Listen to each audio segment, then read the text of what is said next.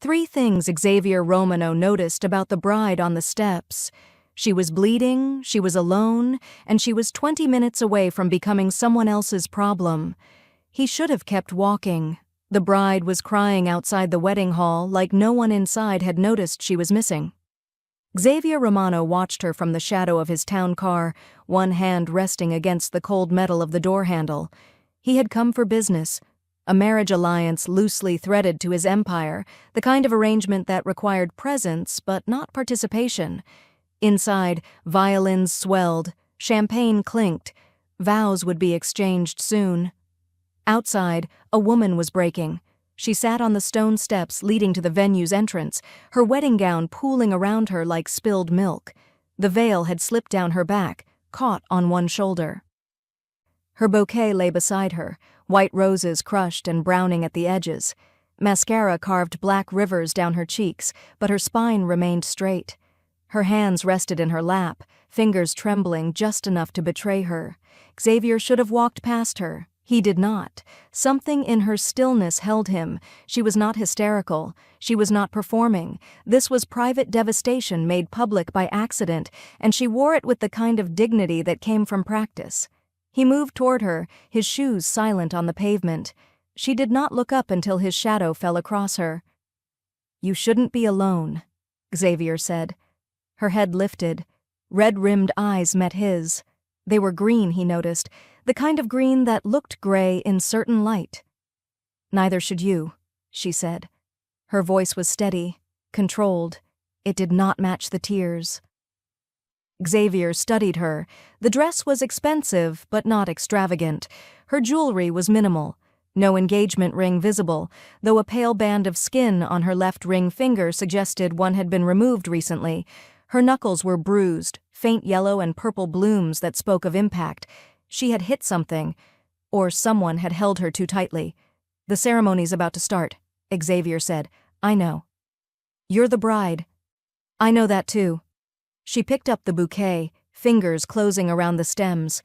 The thorns bit into her palm. She did not flinch. Xavier crouched in front of her, bringing himself to her eye level. Up close he saw more. A split in her bottom lip, barely healed. A faint bruise along her jaw, expertly concealed with makeup that had since smeared. She had been struck. Recently. Carefully. "What's your name?" he asked. She hesitated. "Summer." "Summer," he repeated, tasting it. "Who did this to you?" "Does it matter?" "It will." She laughed, a brittle sound. "You don't know me." "No," Xavier agreed, "but I know what debt looks like." Her expression shifted. Something shuddered behind her eyes. "You should go inside," she said. "You'll miss the show." "I don't think there's going to be one." Summer's gaze sharpened. "What do you mean?" Xavier did not answer. He was listening. Footsteps behind them, rapid and uneven. A man's voice, loud and irritated. "Summer, what the hell are you doing out here?" The groom appeared at the top of the steps, tuxedo slightly disheveled, face flushed. He was younger than Xavier expected, mid-30s, soft around the edges despite the tailored suit, money without discipline, power without control. Summer's entire body tensed. The groom descended toward them, his focus entirely on her. "Everyone's waiting. You're embarrassing me." "I needed air," Summer said quietly. "You need to get inside." He reached for her arm. Xavier stood. The movement was minimal, but it placed him between Summer and the approaching man. The groom stopped mid-step, recognition flickering across his features. "Romano," he said, the name half question, half warning. Xavier said nothing. The silence stretched. The groom's hand fell to his side. He looked at Summer, then back at Xavier, calculating odds he could not win. "This doesn't concern you," the groom said, though his voice had lost its edge. "Doesn't it?" "She's my fiancée." "She's sitting on the steps crying," Xavier said. "That concerns me." The groom's jaw tightened. "We had a disagreement." "It's handled." Xavier glanced down at Summer. She had not moved, had not spoken. Her gaze was fixed on the crushed bouquet in her hands. "Is it handled?" Xavier asked her. She looked up at him. Something passed between them, unspoken and immediate, a recognition of something he could not yet name. "No," she said softly. The groom took a step forward. "Summer." "Touch her," Xavier said, his voice unchanged, "and you'll need a surgeon to reattach your hand." The threat landed with surgical precision. The groom froze. Around them, the night had gone still. No music from inside, no voices, just the three of them on the steps, and the inevitability of what came next. The groom swallowed. "You're making a mistake." "I rarely do." "She's contracted. The marriage settles a debt. If she doesn't—" "I know what debts look like," Xavier interrupted. "I also know what they cost, and I'm telling you now, this one just became mine." Summer's head snapped toward him. "What?" Xavier did not look at her. He kept his gaze on the groom, who had gone pale. "You can't," the groom said. "The families will answer to me if they object." The groom opened his mouth, closed it. He looked at Summer one last time, something ugly crossing his face. Then he turned and walked back up the steps, disappearing into the golden light of the hall. Xavier waited until the door closed. Then he turned to Summer. She was staring at him, bouquet forgotten. "What did you just do?" she whispered. Interrupted. "I didn't ask you to—" "No," Xavier agreed. "You didn't." He extended his hand. "You're coming with me." Summer looked at his hand, at the open car door behind him, at the wedding hall where her groom had just disappeared. She should refuse, should demand answers, should fight. Instead, she placed her hand in his. Xavier's fingers closed around hers, warm and certain. He pulled her to her feet, steadying her when the dress tangled around her legs. Up close, he could see the rapid pulse at her throat, the barely contained tremor in her shoulders.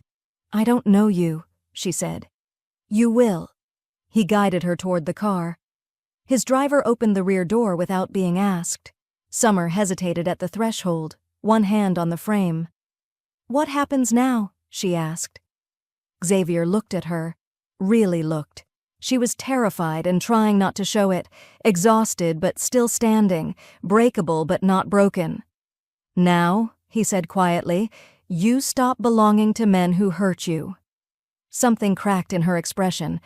Not relief, not gratitude, something raw. She climbed into the car. Xavier followed, closing the door behind them. The engine started. The wedding hall grew smaller in the rear window. Summer sat beside him, wedding dress spilling across the leather seat, veil trailing like a ghost. "I was supposed to marry him in 20 minutes, she said. "You were. What will he do when he realizes I'm gone?" Xavier's gaze remained forward. "Nothing." "How can you be sure?" He turned to her then, and in the dim light of the car, she saw what had made the groom back down. Not anger, not violence, something colder, certainty. "Because men like him understand one language," Xavier said, "and I speak it fluently." Summer's breath caught. She should be afraid of him, every instinct screamed it. But fear and safety had become confused in her somewhere along the way, and right now, in this car, she felt safer than she had in months. "Who are you?" she asked. Xavier's expression did not change. "Someone who just became very interested in keeping you alive." The car turned onto the main road. Behind them, the wedding hall blazed with light and music, and a celebration that would continue without its bride. Summer leaned back against the seat, closing her eyes. "I didn't even want to marry him," she whispered. "I know." Her eyes opened. "How?" Xavier looked at her, and for the first time, she saw something shift in his expression. Not softness, not pity, something more dangerous. Interest. "Because," he said, "no one sits outside their own wedding unless they've run out of ways to say no." Summer's heart hammered against her ribs. She should ask where they were going, should demand to be taken somewhere safe, somewhere that was not in a car with a stranger whose name made grown men retreat. But she did not, because safety had become subjective, and choice had been stolen so many times that she barely recognized it when offered. "Where are we going?" she asked instead.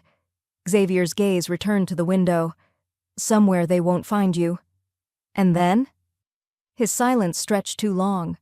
When he finally answered, his voice was quiet, final, and utterly without mercy. Then I decide what happens to the men who tried to sell you. The car moved through the city like a blade through water, smooth, silent, inevitable. Summer sat rigid in the back seat, wedding dress spilling across leather that probably cost more than her last apartment. The veil had finally slipped free, pooling at her feet like a discarded skin. She could still feel Xavier beside her, close enough that the heat from his body reached her through layers of silk and tulle, but he had not touched her since helping her into the car. He had not spoken either. She counted streetlights. 11, 15, 23.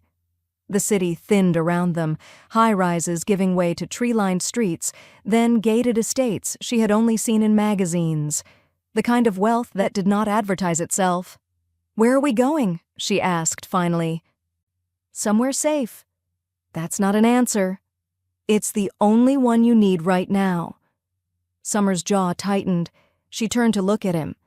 Xavier sat with his hands folded in his lap, posture relaxed but not casual. Everything about him suggested control held on a loose leash. His profile was sharp in the passing streetlights. Strong jaw, straight nose, dark eyes that seemed to absorb light rather than reflect it. "I didn't ask you to do this," she said. "No, you didn't." "Then why did you?" Xavier's gaze remained forward. "Because you were about to make a choice you couldn't survive." "Maybe I would have." "You wouldn't have." The certainty in his voice made her chest tighten. He spoke like someone who had seen the outcome, calculated the variables, and found her survival probability unacceptable. The car turned through iron gates that opened without prompting. A long driveway lined with bare trees. Then a house, no, an estate, appeared. Modern architecture softened by age, all glass and stone and deliberate shadows. Lights burned in several windows, but the building felt empty somehow. Waiting. The driver stopped at the main entrance.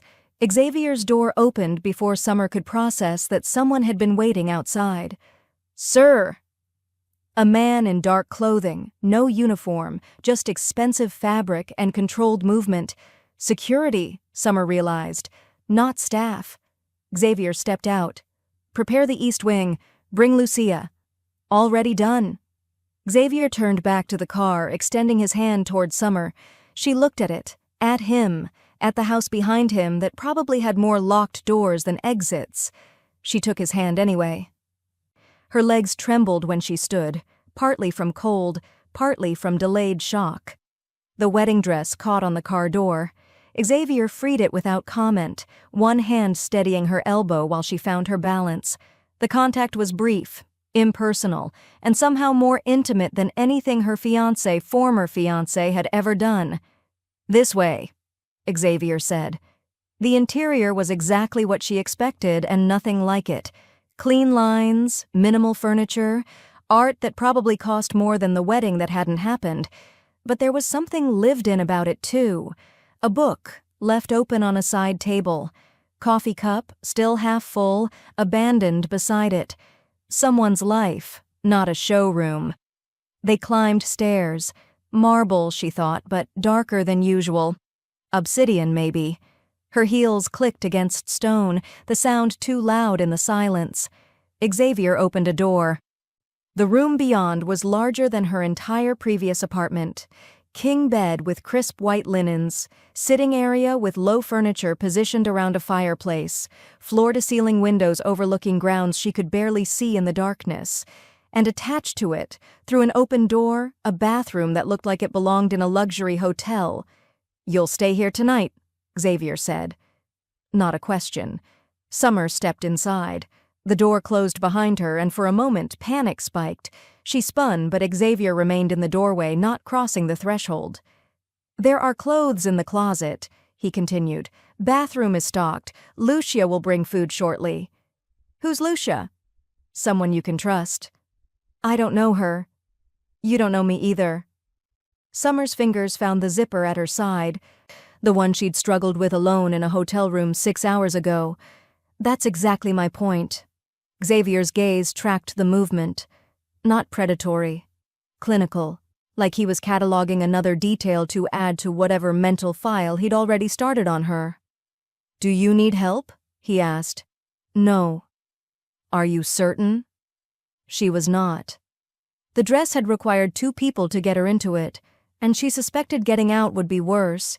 But accepting help meant letting him closer, and she was not ready for that.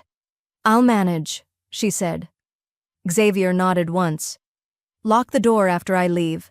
Don't open it for anyone except Lucia. She'll knock 3 times, pause, then twice more." "You're serious?" "Always." He started to turn away. "Wait." Summer's voice caught. "What happens tomorrow?" Xavier paused in the doorway. "We talk." "About what?" "About who arranged your marriage, what debt it was meant to settle, and what I need to do to make sure you never have to wear another man's ring." Summer's throat tightened. "You can't just—" "I can." He looked back at her, and in the low light, his expression was unreadable. "And I will. The only question is whether you want to be part of that conversation, or if you'd prefer I handle it alone." "Handle it," she repeated. "You mean—" "I mean what I said earlier. Men like your groom understand one language. I'm fluent." Her pulse hammered. "I don't want anyone hurt because of me." "They won't be hurt because of you," Xavier said quietly. "They'll be hurt because they tried to sell you like property. There's a difference." Summer opened her mouth, closed it.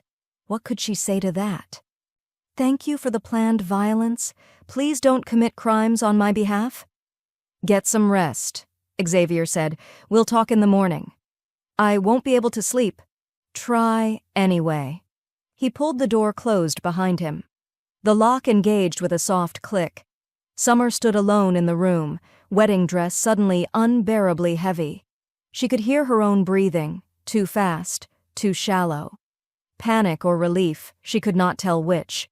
She moved to the window. The grounds stretched into darkness, punctuated by security lights at regular intervals. A perimeter, a boundary, protection or prison, depending on perspective. Behind her, 3 knocks. Pause, 2 more. Summer turned. "Come in." The door opened. A woman entered, early 50s, gray hair pulled back severely, carrying a tray. She wore dark slacks and a simple sweater, elegant but practical. Her eyes found Summer and held, assessment happening in seconds. "I'm Lucia," she said, setting the tray on the sitting room table. "I manage the household." "Summer." "I know." Lucia straightened. "Mr. Romano asked me to bring food. You should eat something." Summer glanced at the tray. Soup, bread, cheese, fruit. Simple food, but beautifully arranged. Her stomach turned. "I'm not hungry." "You will be. It'll stay warm for a while." Lucia moved toward the closet, opening it to reveal clothing Summer definitely had not provided. "These should fit. I estimated sizes." "How did you—" Mr. Romano called ahead. Summer's chest tightened. "When?" "While you were en route." So he had been planning this, not improvising. This room, these clothes, this carefully arranged safety, it had been decided before the car had even left the wedding venue. "Did he tell you what happened?" Summer asked. Lucia's expression did not change. "He told me you needed a place to stay. The rest is not my concern." "Does that happen often? Women appearing at midnight?" "No." The single word carried weight. This was unusual. She was unusual. "There's a lock on the bedroom door," Lucia continued, "and on the bathroom. Mr. Romano will not enter without permission." "You say that like it needs to be said." "In my experience," Lucia said carefully, "it's better to say things clearly than assume they're understood." Summer studied the older woman. She had the kind of face that revealed nothing and somehow communicated everything. This was someone who had seen things, done things, survived things. "Can I trust him?" Summer asked quietly. Lucia was silent for a long moment. Mr. Romano is many things. But he does not lie, and he keeps his word. If he says you're safe here, you are. And if I want to leave, then you leave. Lucia moved toward the door. Though I suspect you have nowhere to go. Not tonight. She was right. Summer's apartment, if it still was hers, was 3 states away. Her phone was dead, left in the bridal suite at the venue. Her purse, her identification, everything was back in a building she could never return to. She had escaped with nothing but a wedding dress and a stranger's word that she would survive the night. Lucia paused at the threshold. Get some rest, Summer. Things often look different in daylight. The door closed softly. Summer was alone again. She moved mechanically, removed her shoes, found the zipper. It took 15 minutes and near tears, but she managed. The dress pooled at her feet, and she stepped out of it, leaving it where it fell like a shed skin. In the closet, she found soft cotton, dark colors, everything in her size. She pulled on pants and a sweater, then moved to the bathroom, scrubbed her face clean. Her reflection was a stranger, eyes too wide, lips still swollen from crying, bruise on her jaw now visible without concealer. She looked exactly like what she was. Prey that had been caught and released, only to be caught again by something that had not yet decided what to do with her. Summer returned to the bedroom, locked the door, climbed into bed without eating. The sheets smelled clean, expensive, safe. She closed her eyes. Sleep would not come. Behind her eyelids, she saw Xavier's face, heard his voice, remembered the way the groom had retreated the moment he recognized the man on the steps. Who was Xavier Romano? And what had she just agreed to by taking his hand? Somewhere in the house, a door opened, closed. Footsteps moved through the building below her, steady and purposeful. Xavier, she thought, still awake, still working, still deciding what to do with the bride he had stolen. Summer pulled the blanket closer, and despite herself, despite everything, began to drift. She woke to her phone ringing. No, not ringing. That was impossible. Her phone was dead, left behind, but the sound continued. Loud, insistent, close. Summer's eyes opened. Darkness, unfamiliar room, memory flooded back. The sound was not her phone, it was someone else's, and it was coming from inside the room. On the nightstand, a phone she had not noticed before glowed with an incoming call. Unknown number. The screen lit the darkness, and in that light, Summer saw something else. A note, written in careful handwriting, placed beside the phone while she slept. It read, "Answer it. He needs to hear your voice." Summer's blood went cold. She reached for the phone with trembling fingers, and the moment she touched it, she understood. This was not safety. This was the beginning of something else entirely. Summer stared at the glowing phone, the note's words burning into her vision. "Answer it. He needs to hear your voice." Her hand hovered over the device. 3 rings. 4. The screen's light carved shadows across the unfamiliar room, turning everything sharp and threatening. 5 rings. She answered. Silence greeted her. Not empty silence, the kind filled with breathing, with presence, with someone waiting on the other end. "Hello?" Her voice came out steadier than she felt. More silence. Then, faint and distant, a sound, movement, fabric rustling, and beneath it, barely audible, crying. Summer's chest tightened. "Who is this?" The line went dead. She sat frozen, phone still pressed to her ear, pulse hammering against her throat. The note remained on the nightstand, innocent and terrible in equal measure. A knock at the door. Not Lucia's pattern, just 3 sharp raps. "Summer." Xavier's voice, calm through the wood. "Open the door." She should be terrified, should demand answers through the barrier. Instead, she found herself moving, unlocking, pulling the door open. Xavier stood in the hallway, fully dressed despite the hour. His shirt sleeves were rolled to his elbows, and there was something different about his expression, a sharpness that had not been there before. "The phone," he said. Summer held it up. "Someone called. They didn't speak. I heard—" She stopped. "Did you put this here?" "Yes." "While I was sleeping?" "Yes." No apology, no excuse. Simple confirmation. "Why?" she asked. Xavier's gaze moved past her, scanning the room with practiced efficiency. "Because I needed to know if they would try to contact you." "They." "Your former fiancé's family." He stepped inside, closing the door behind him. The space immediately felt smaller. "Did they say anything?" "No, just breathing. And crying, I think.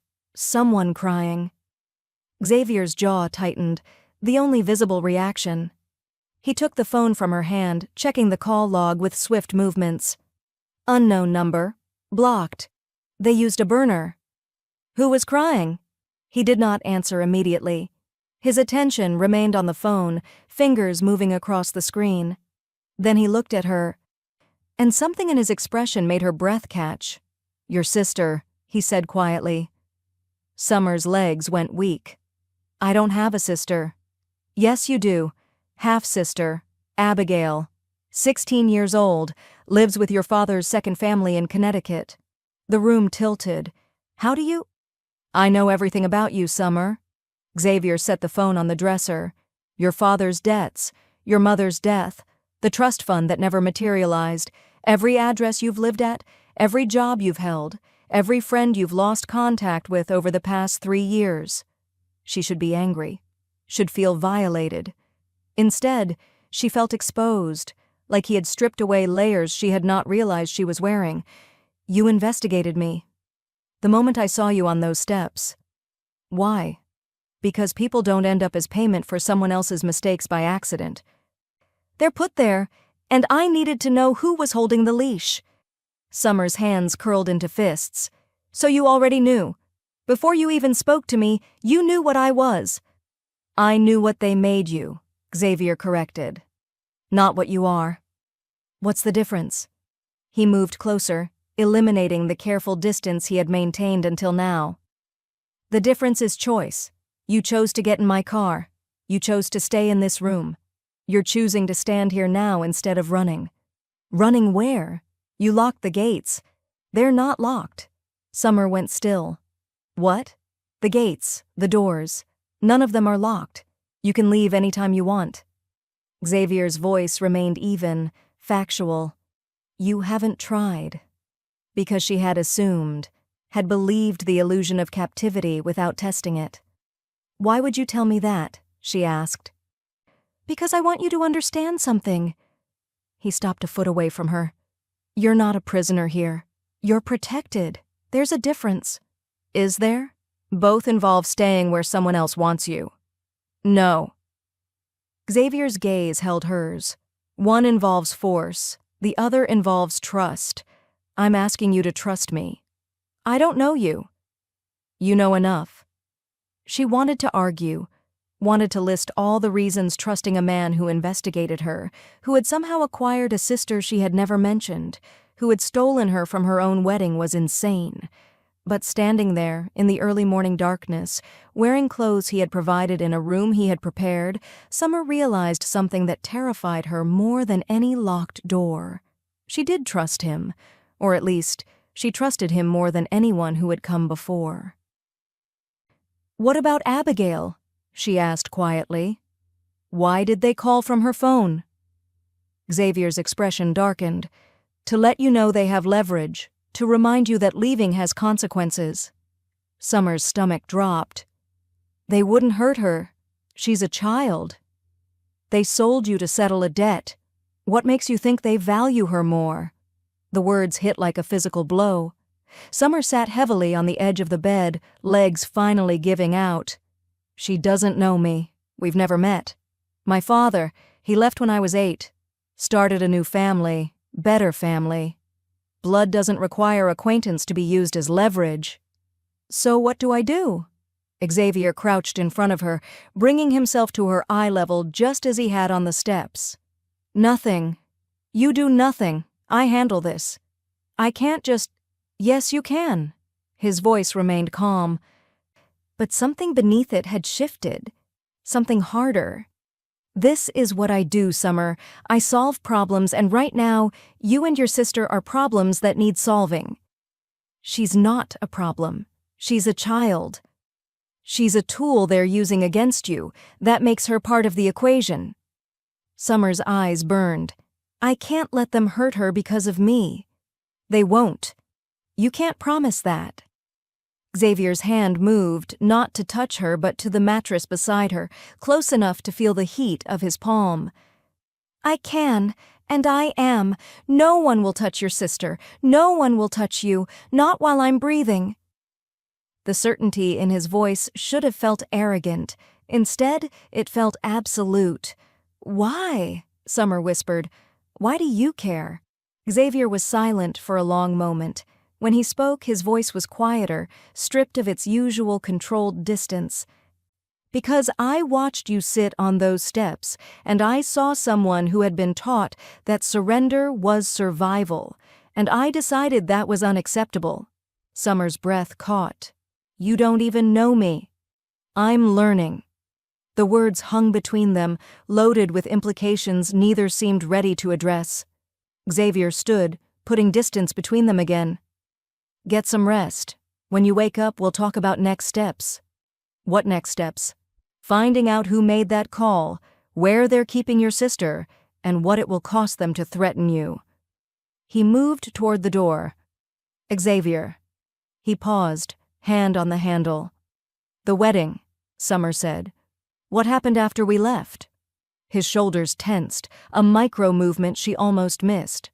Your groom went back inside, told everyone you had gotten cold feet. That the wedding was postponed. That's it? For now? They'll look for me. Let them. Xavier opened the door. By the time they find you, it won't matter. Why not? He looked back at her, and in the dim light, his expression was unreadable. Because, he said quietly, by then you'll be untouchable. The door closed behind him. Summer sat in the darkness, mind racing. Her sister, a girl she had never met, now tangled in a mess that had nothing to do with her. And Xavier, a man she had known for hours, promising violence as casually as most people promised coffee. She should leave, should test those unlocked gates, should run as far and as fast as possible.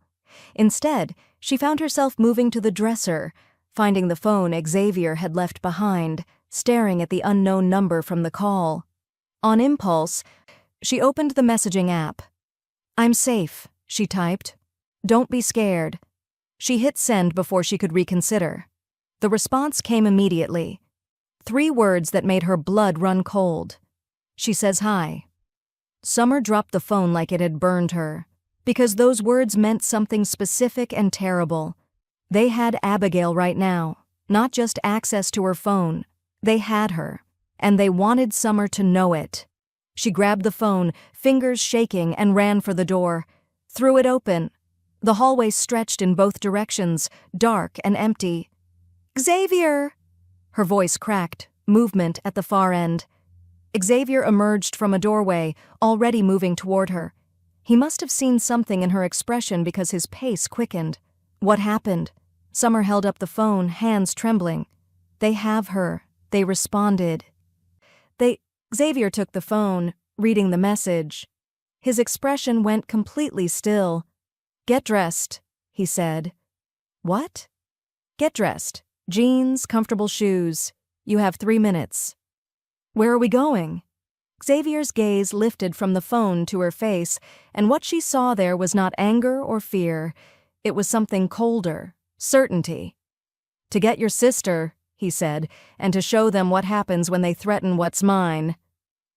Summer's heart stopped. Yours? Xavier's expression did not change, did not soften.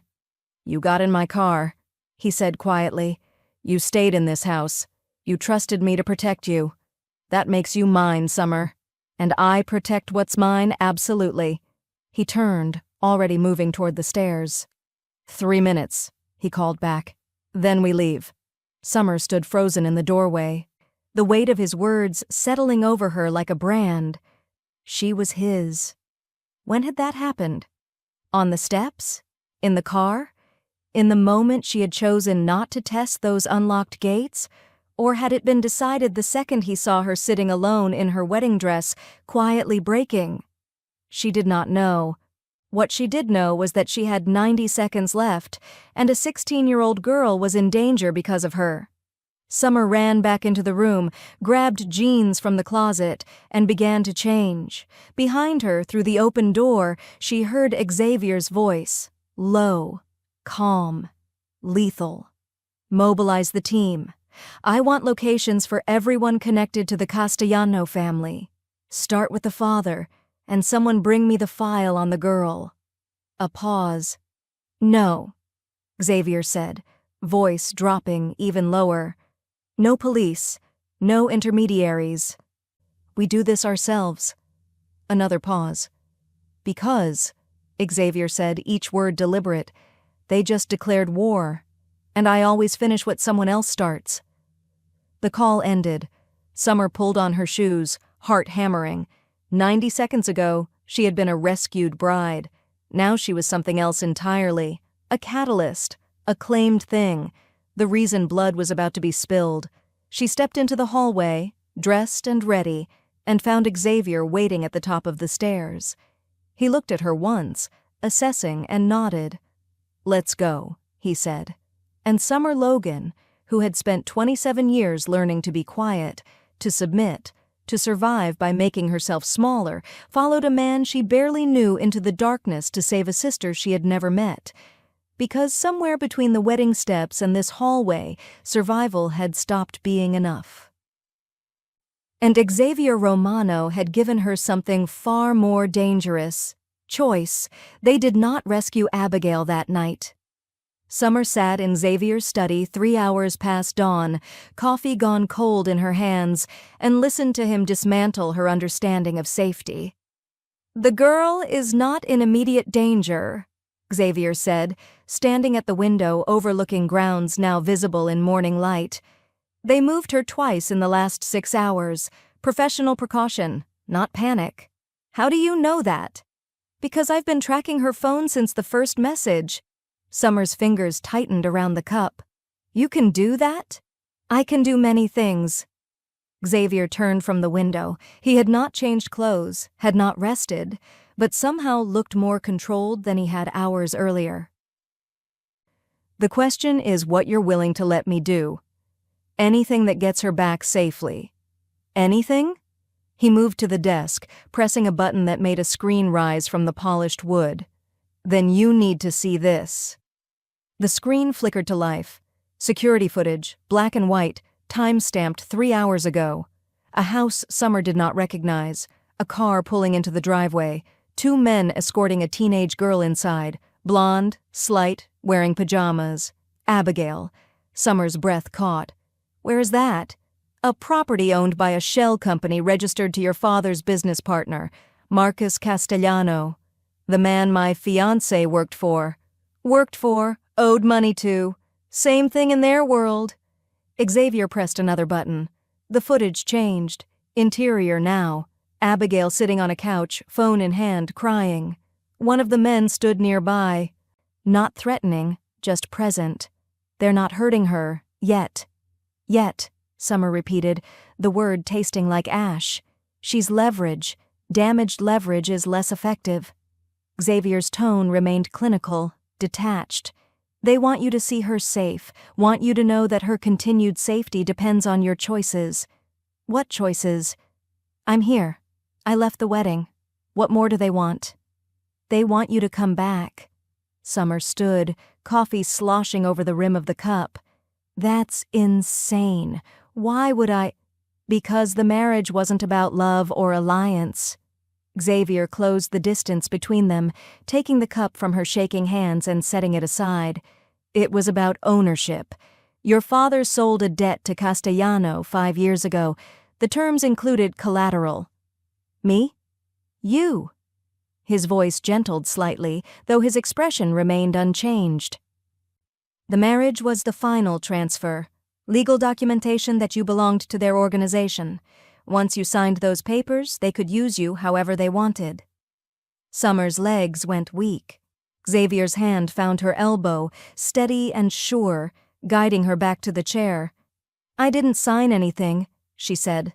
No, you left before the ceremony, which means the contract remains invalid, which means they still need you to make it legal. So they took my sister to force me back. Yes. Summer closed her eyes. The weight of it settled over her like a physical thing, years of manipulation crystallizing into this single, terrible moment. If I go back, she said slowly, if I sign whatever they want, they'll let her go? Probably. Probably.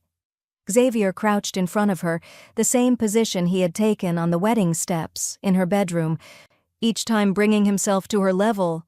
Summer, look at me. She opened her eyes. If you go back, Xavier said quietly, you disappear. Legally, physically, permanently.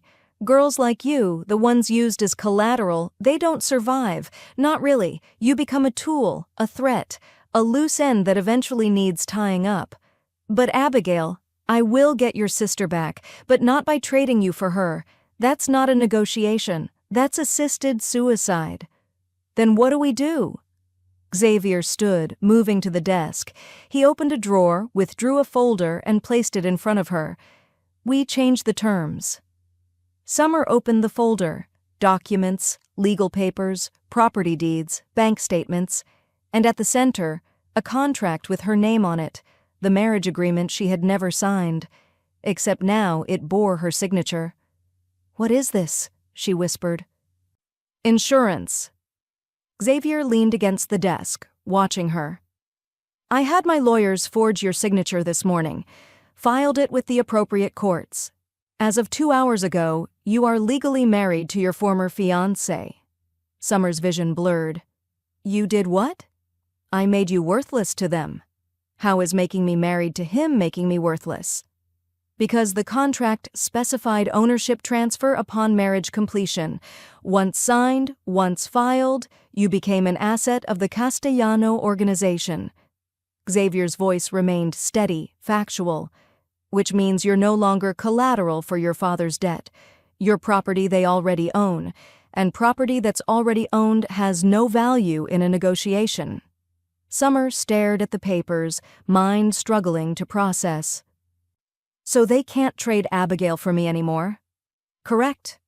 Which means they have no reason to keep her. Also correct. So they'll let her go. No. Xavier's tone shifted, something harder entering it. They'll kill her, because a witness who can identify them is now a liability instead of leverage. The world tilted. Summer gripped the edge of the desk. Then what was the point? Why did you? Because now they're forced to act tonight. Before they realize the contract was filed, before they understand that keeping your sister serves no purpose. Xavier moved to another screen, this one showing multiple camera feeds. They think they still have time, think they can wait you out. But we just started a timer they don't know is running. How does that help Abigail? Because I know exactly where she'll be and exactly when they'll move her. His finger traced one of the screens. They'll transfer her to a more secure location once they realize you're not responding to their threats. That transfer happens tonight at 11 p.m., and when it does, we'll be waiting. Summer pushed away from the desk, pacing. The study felt smaller suddenly, the walls closer. You planned this. All of it. From the moment you saw that message. Yes. You forged legal documents, filed false paperwork, committed fraud. Yes. And you didn't ask me. She turned to face him. You just decided. Xavier's expression did not change. Would you have agreed? I don't know. But that's not the point. Then what is? The point is, you made a choice about my life without consulting me.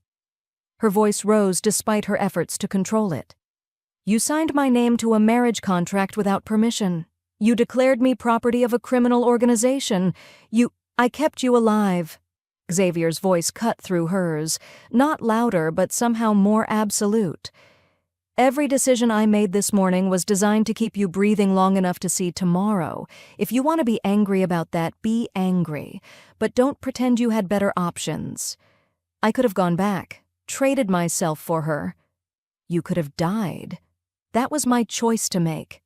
Not anymore." The words landed like a physical blow. Summer went still, really hearing what he had said, what he was saying. "What do you mean, not anymore?" she asked quietly. Xavier pushed away from the desk, closing the distance between them. "I mean, you got in my car, Summer. You stayed in my house. You let me put protection around you. You asked me to save your sister." He stopped close enough that she had to tilt her head back to maintain eye contact. "Every choice you made gave me permission to make the next choice for you. That's not how consent works, isn't it?" His voice dropped lower. "You knew what I was when you took my hand. Knew I was dangerous. Knew I operated outside laws that don't apply to men like me. You chose me anyway. I chose safety. You chose me." Xavier's hand moved, not touching her but close enough that she felt the heat of it near her face. "And now you're finding out what that costs." Summer's pulse hammered in her throat. "I can still leave." "Can you?" "You said the gates weren't locked." "They're not." Xavier's gaze held hers. "But you won't leave. Not while your sister is in danger, not while you need what I can do." His head tilted slightly. "So we're right back where we started. You needing protection, me providing it. The only difference is now you understand the shape of what that means. Control. Partnership. That's a pretty word for ownership." "No." Xavier's voice gentled slightly. "Ownership implies you have no say. But you do. You're choosing this. Every minute you stand here instead of running. Every second you don't tell me to stop. That's choice, Summer. It just happens to be the choice I want you to make. She should run. Should test those unlocked gates right now. Should prove him wrong. But he was not wrong. She would not leave. Not with Abigail still held. Not with Xavier as the only person willing to get her back. "What happens tonight?" Summer asked instead. "Tonight, we get your sister. And we show the Castellano family what happens when they threaten something that belongs to me." "I don't belong to you." Xavier's expression shifted, something flickering behind his eyes that might have been amusement, or might have been something darker. "Keep telling yourself that," he said quietly. He moved past her, heading for the door. "Wait." Summer turned. "What am I supposed to do until tonight?" Xavier paused at the threshold. "Stay here. Rest. Lucia will bring you food." "Stay here," she repeated. "In this house?" "Yes. With security I didn't ask for and gates I apparently can't walk through without you noticing." "Yes. That sounds a lot like captivity."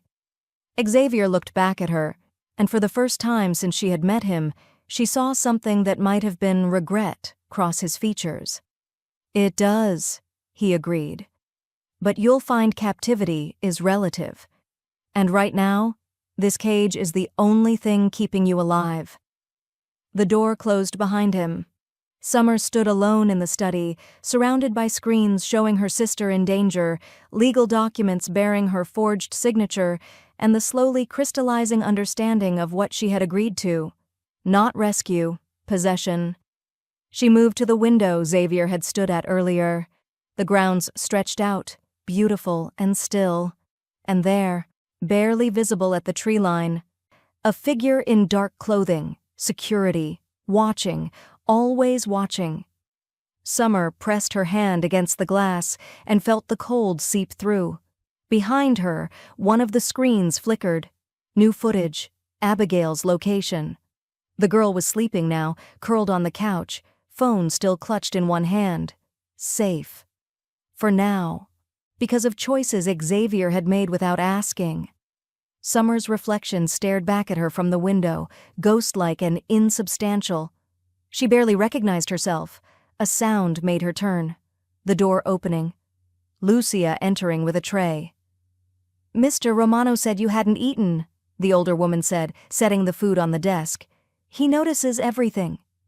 "Yes," Lucia straightened. "He does. Does that bother you? Working for someone who watches everything?" Lucia's expression remained neutral. "Better to work for someone who sees threats before they arrive than someone who notices after you're already bleeding." She moved toward the door. "Lucia." Summer's voice stopped her. "The gates. Are they really unlocked?" The older woman turned back. "Yes. Has anyone ever left?" A pause. "No one who belonged here has ever wanted to." "And the ones who didn't belong?" Lucia's gaze was steady, unflinching. "They didn't make it to the gates." The door closed softly.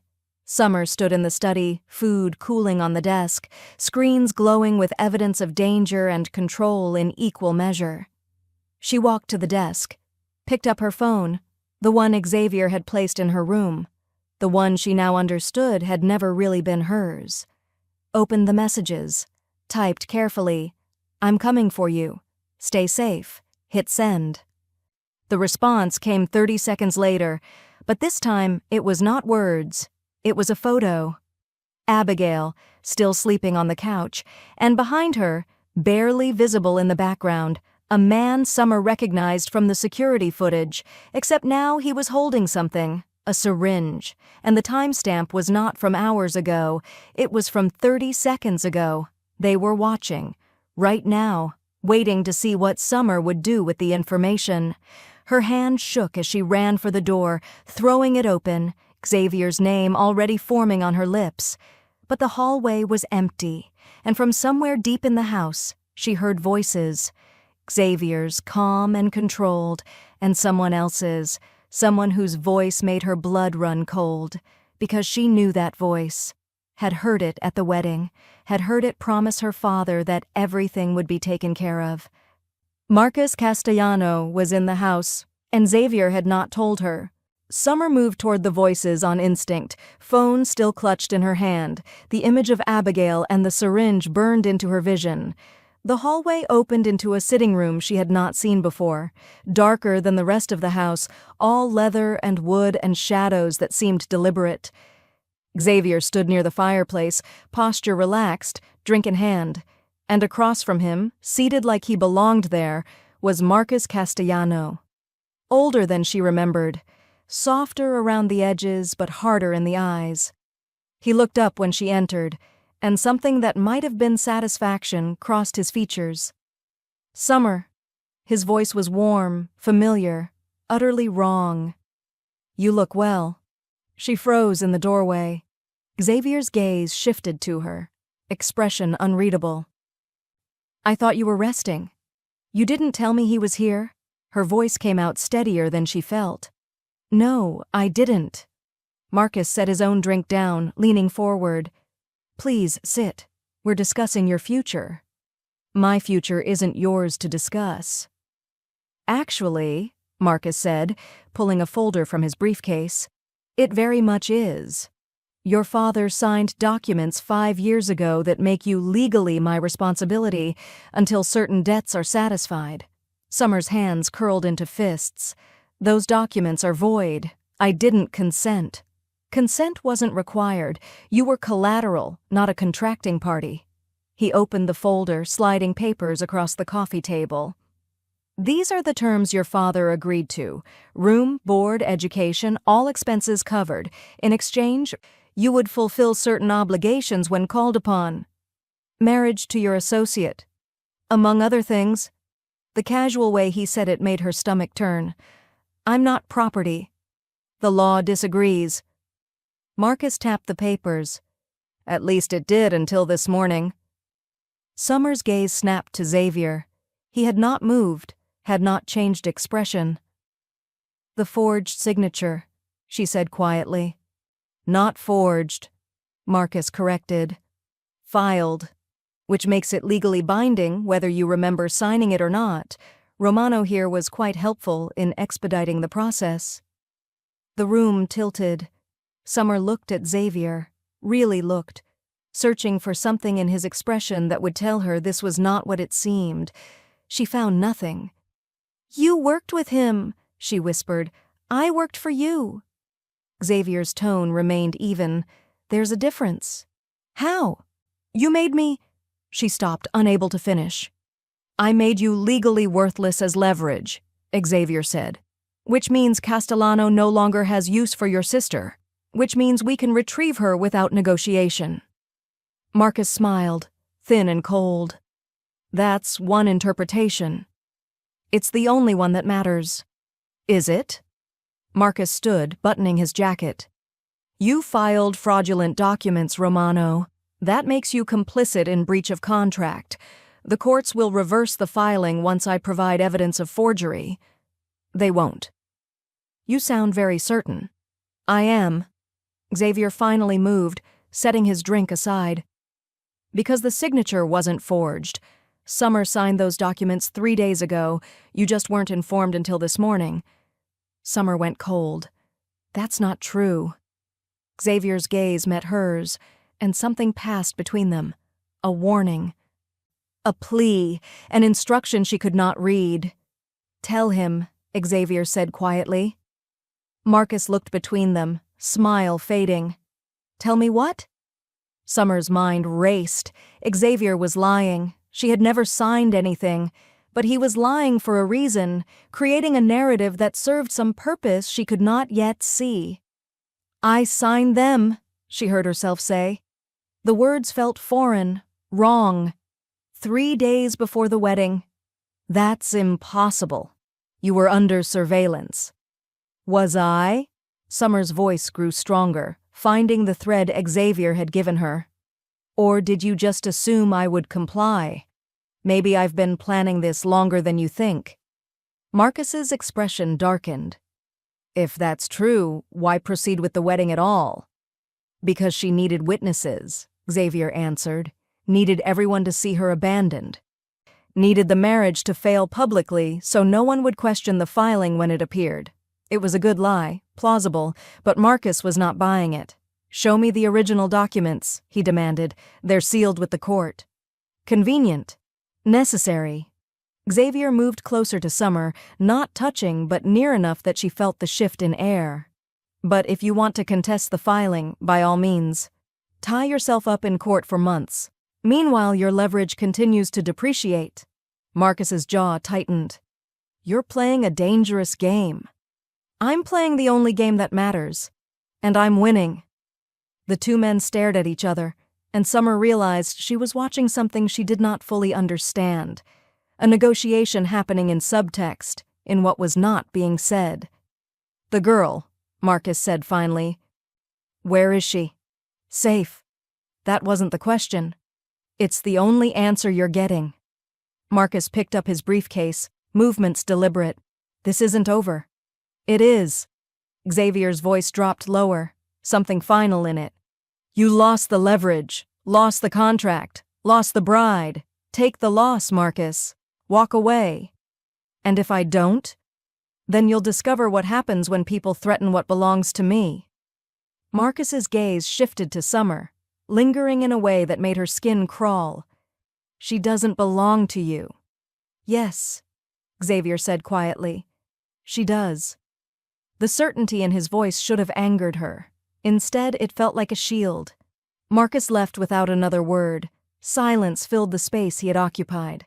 Summer stood frozen, mind struggling to process everything that had just happened. "You lied," she said finally.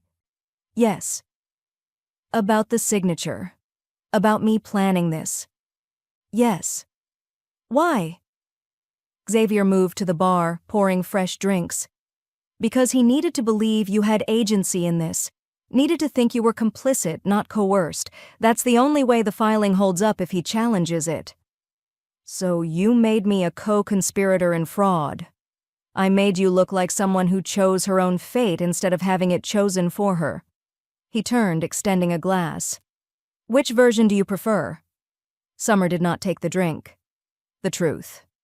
The truth is you were sold by your father to pay gambling debts. The truth is you spent 5 years believing your education was a gift when it was actually an investment. The truth is every choice you thought you were making was already decided for you before you turned 18. Xavier set the glass on the table between them. I just gave you a different story, one where you have power. A false story. All stories are false until enough people believe them. His gaze held hers. The question is whether you can live with the one I created. Summer sank into the nearest chair, legs finally giving out. My father. How much did he owe? 200,000. Plus interest. That's insane. Why would Marcus? Because you were worth more than the debt. Xavier's voice was gentle now, but no less direct. The marriage wasn't about settling accounts. It was about acquisition. You would have been valuable to them. Leverage against other families. Collateral for future deals. A tool they could use indefinitely.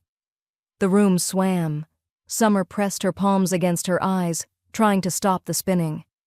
I believed him, she whispered. My father. When he said the arrangement was temporary, that I just had to get through the wedding and everything would be fine, I believed him. He may have believed it too. Don't. She looked up, anger finally cutting through shock. Don't make excuses for him. He knew. They all knew, and they sold me anyway. Xavier said nothing, just watched her with that unreadable expression. What about Abigail? Summer asked. The photo, the syringe. A threat that no longer has teeth. Marcus needed you to react, needed you scared enough to comply, but now that the contract is resolved... Is it resolved? You lied about the signature. He'll figure that out. He'll try. Xavier moved closer, crouching in front of her chair. Summer, look at me. She did.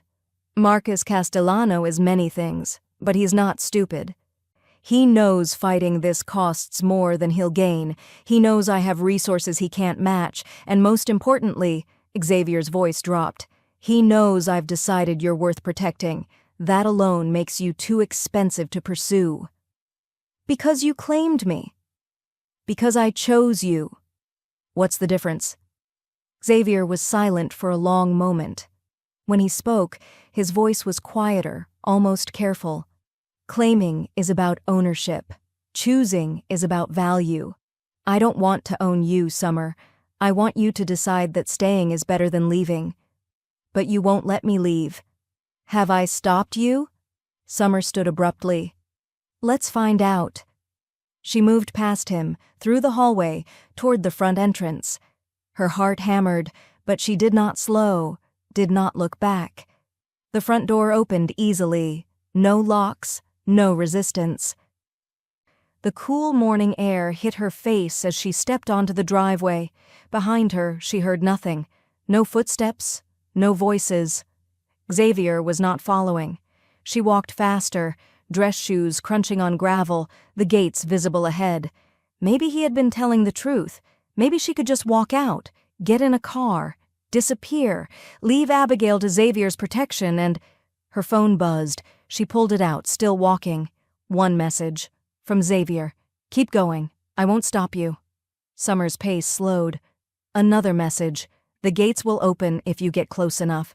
She was 20 feet away now. 15. A third message. But you should know, the moment you leave this property, you're no longer under my protection. And Marcus is waiting to see if you run. Summer stopped. 10 feet from the gates. She turned, looking back at the house. Xavier stood in the doorway, backlit by the interior lights, posture relaxed, waiting. Her phone buzzed one final time. Your choice, Summer. It always was. She stared at the gates, at freedom, at the unknown beyond. Then she looked at the phone, at the last message, at the truth neither of them was saying. This was not about choice. This was about what she could survive without him. Summer turned and walked back toward the house, toward Xavier, toward the cage that had stopped feeling like captivity somewhere between the wedding steps and this moment. She climbed the steps, stopped in front of him. The gates, she said quietly. Xavier's expression did not change. What about them? Open them. Let me see. He pulled out his phone, pressed something. Behind her, she heard the mechanism engage, the gates swinging open. "They're open," Xavier said. Summer did not turn. "And if I walk through them? Then you walk through them. And after? After, you're on your own." She held his gaze. "Abigail? I'll still get her. That was never conditional." Summer's chest tightened. He was giving her everything she had asked for. Freedom. Choice. The sister she barely knew. Everything except certainty. "Close them," she whispered. Xavier's finger moved across the screen. Behind her, the gates swung shut.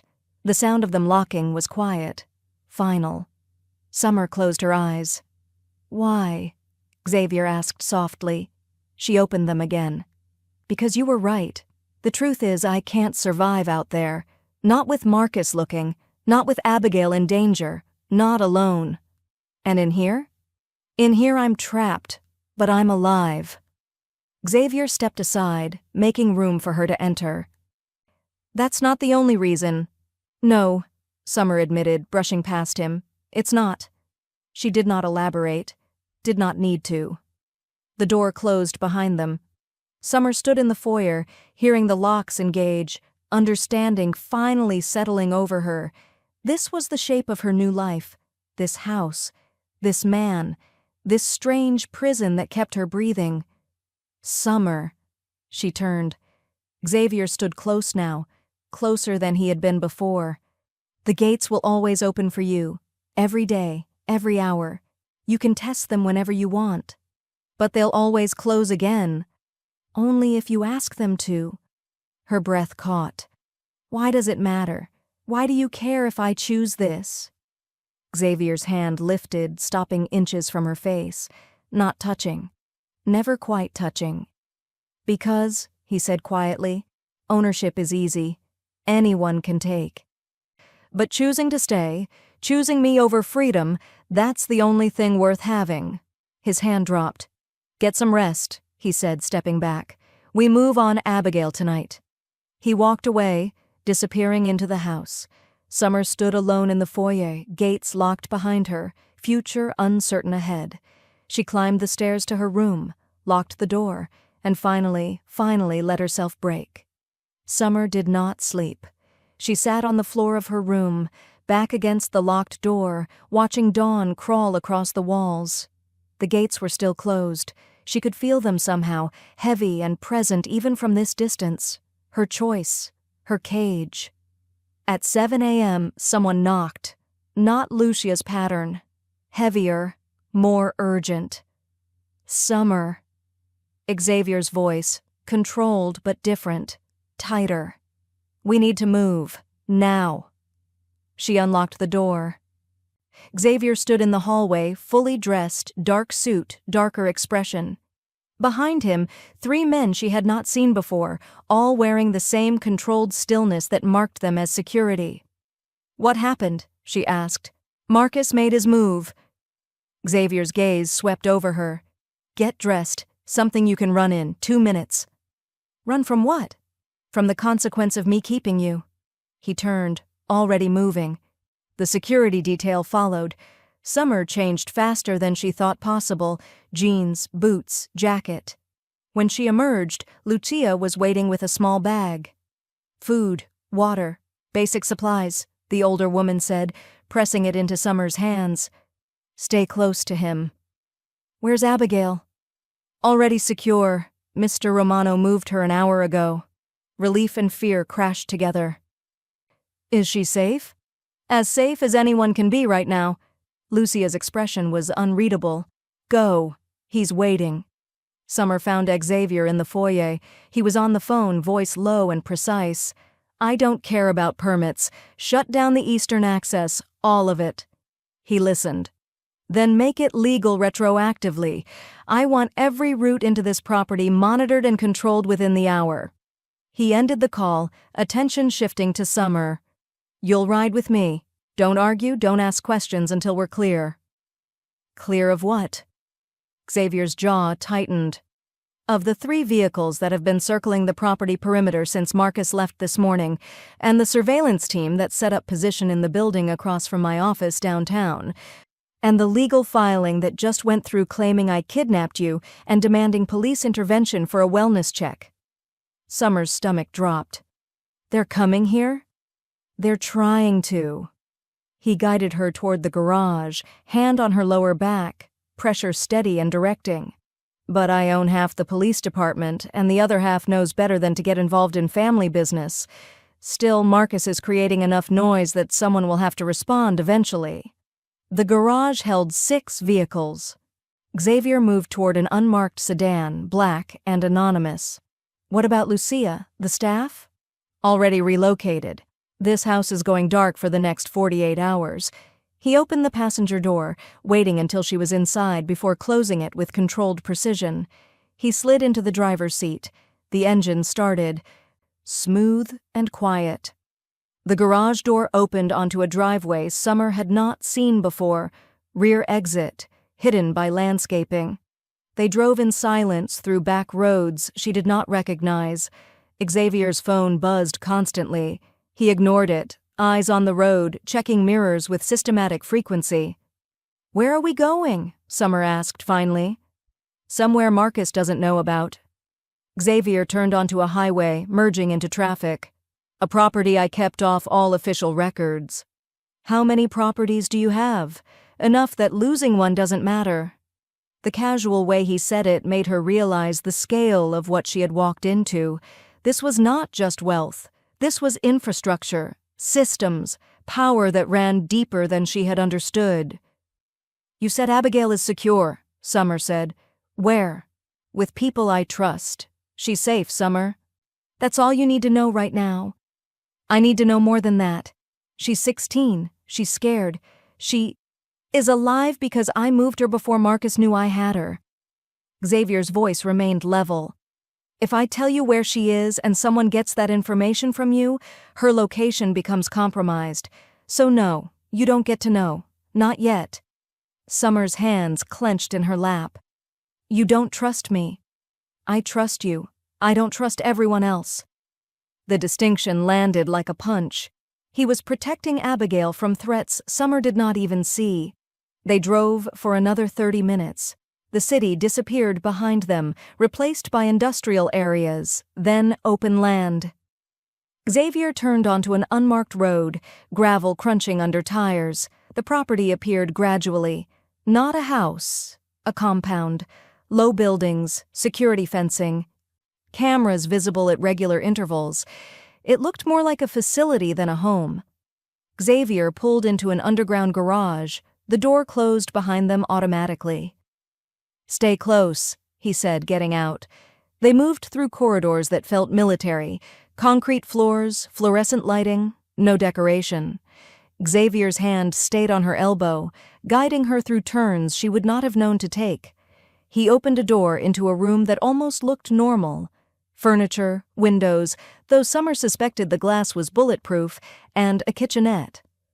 "You'll stay here until I confirm the threat level," Xavier said. "For how long?" "However long it takes." Summer moved to the window. The view showed empty land, fencing, nothing else. "This is a safe house." "Yes. You planned for this." "For me, needing to disappear." "I plan for everything." Xavier's phone buzzed again. This time he answered, stepping into the hallway. His voice dropped too low for her to hear words, but the tone was clear. Controlled anger. He returned 2 minutes later, expression unchanged, but something in his posture had shifted. "What?" Summer asked. "Marcus filed an emergency motion claiming you're being held against your will.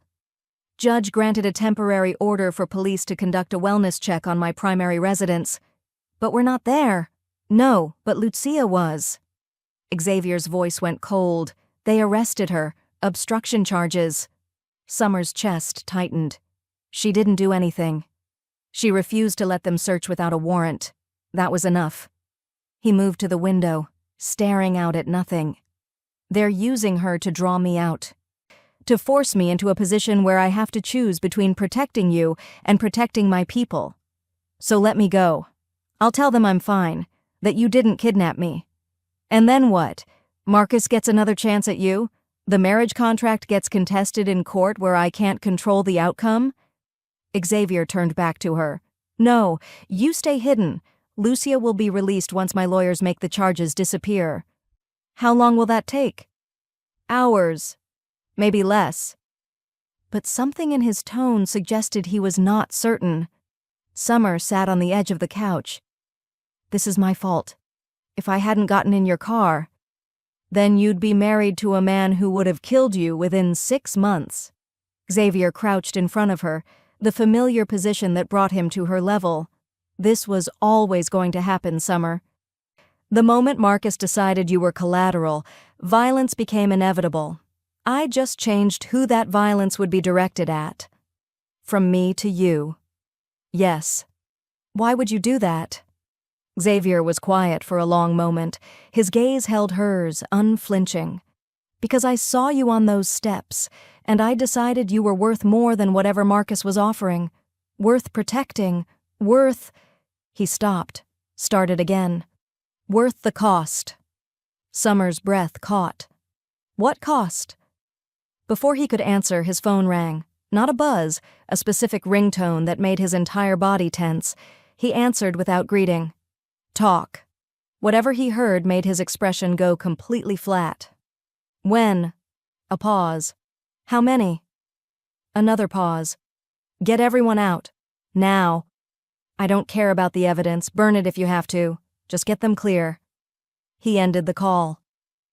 What happened? Summer asked, though part of her did not want to know. Xavier stood, moving toward the door.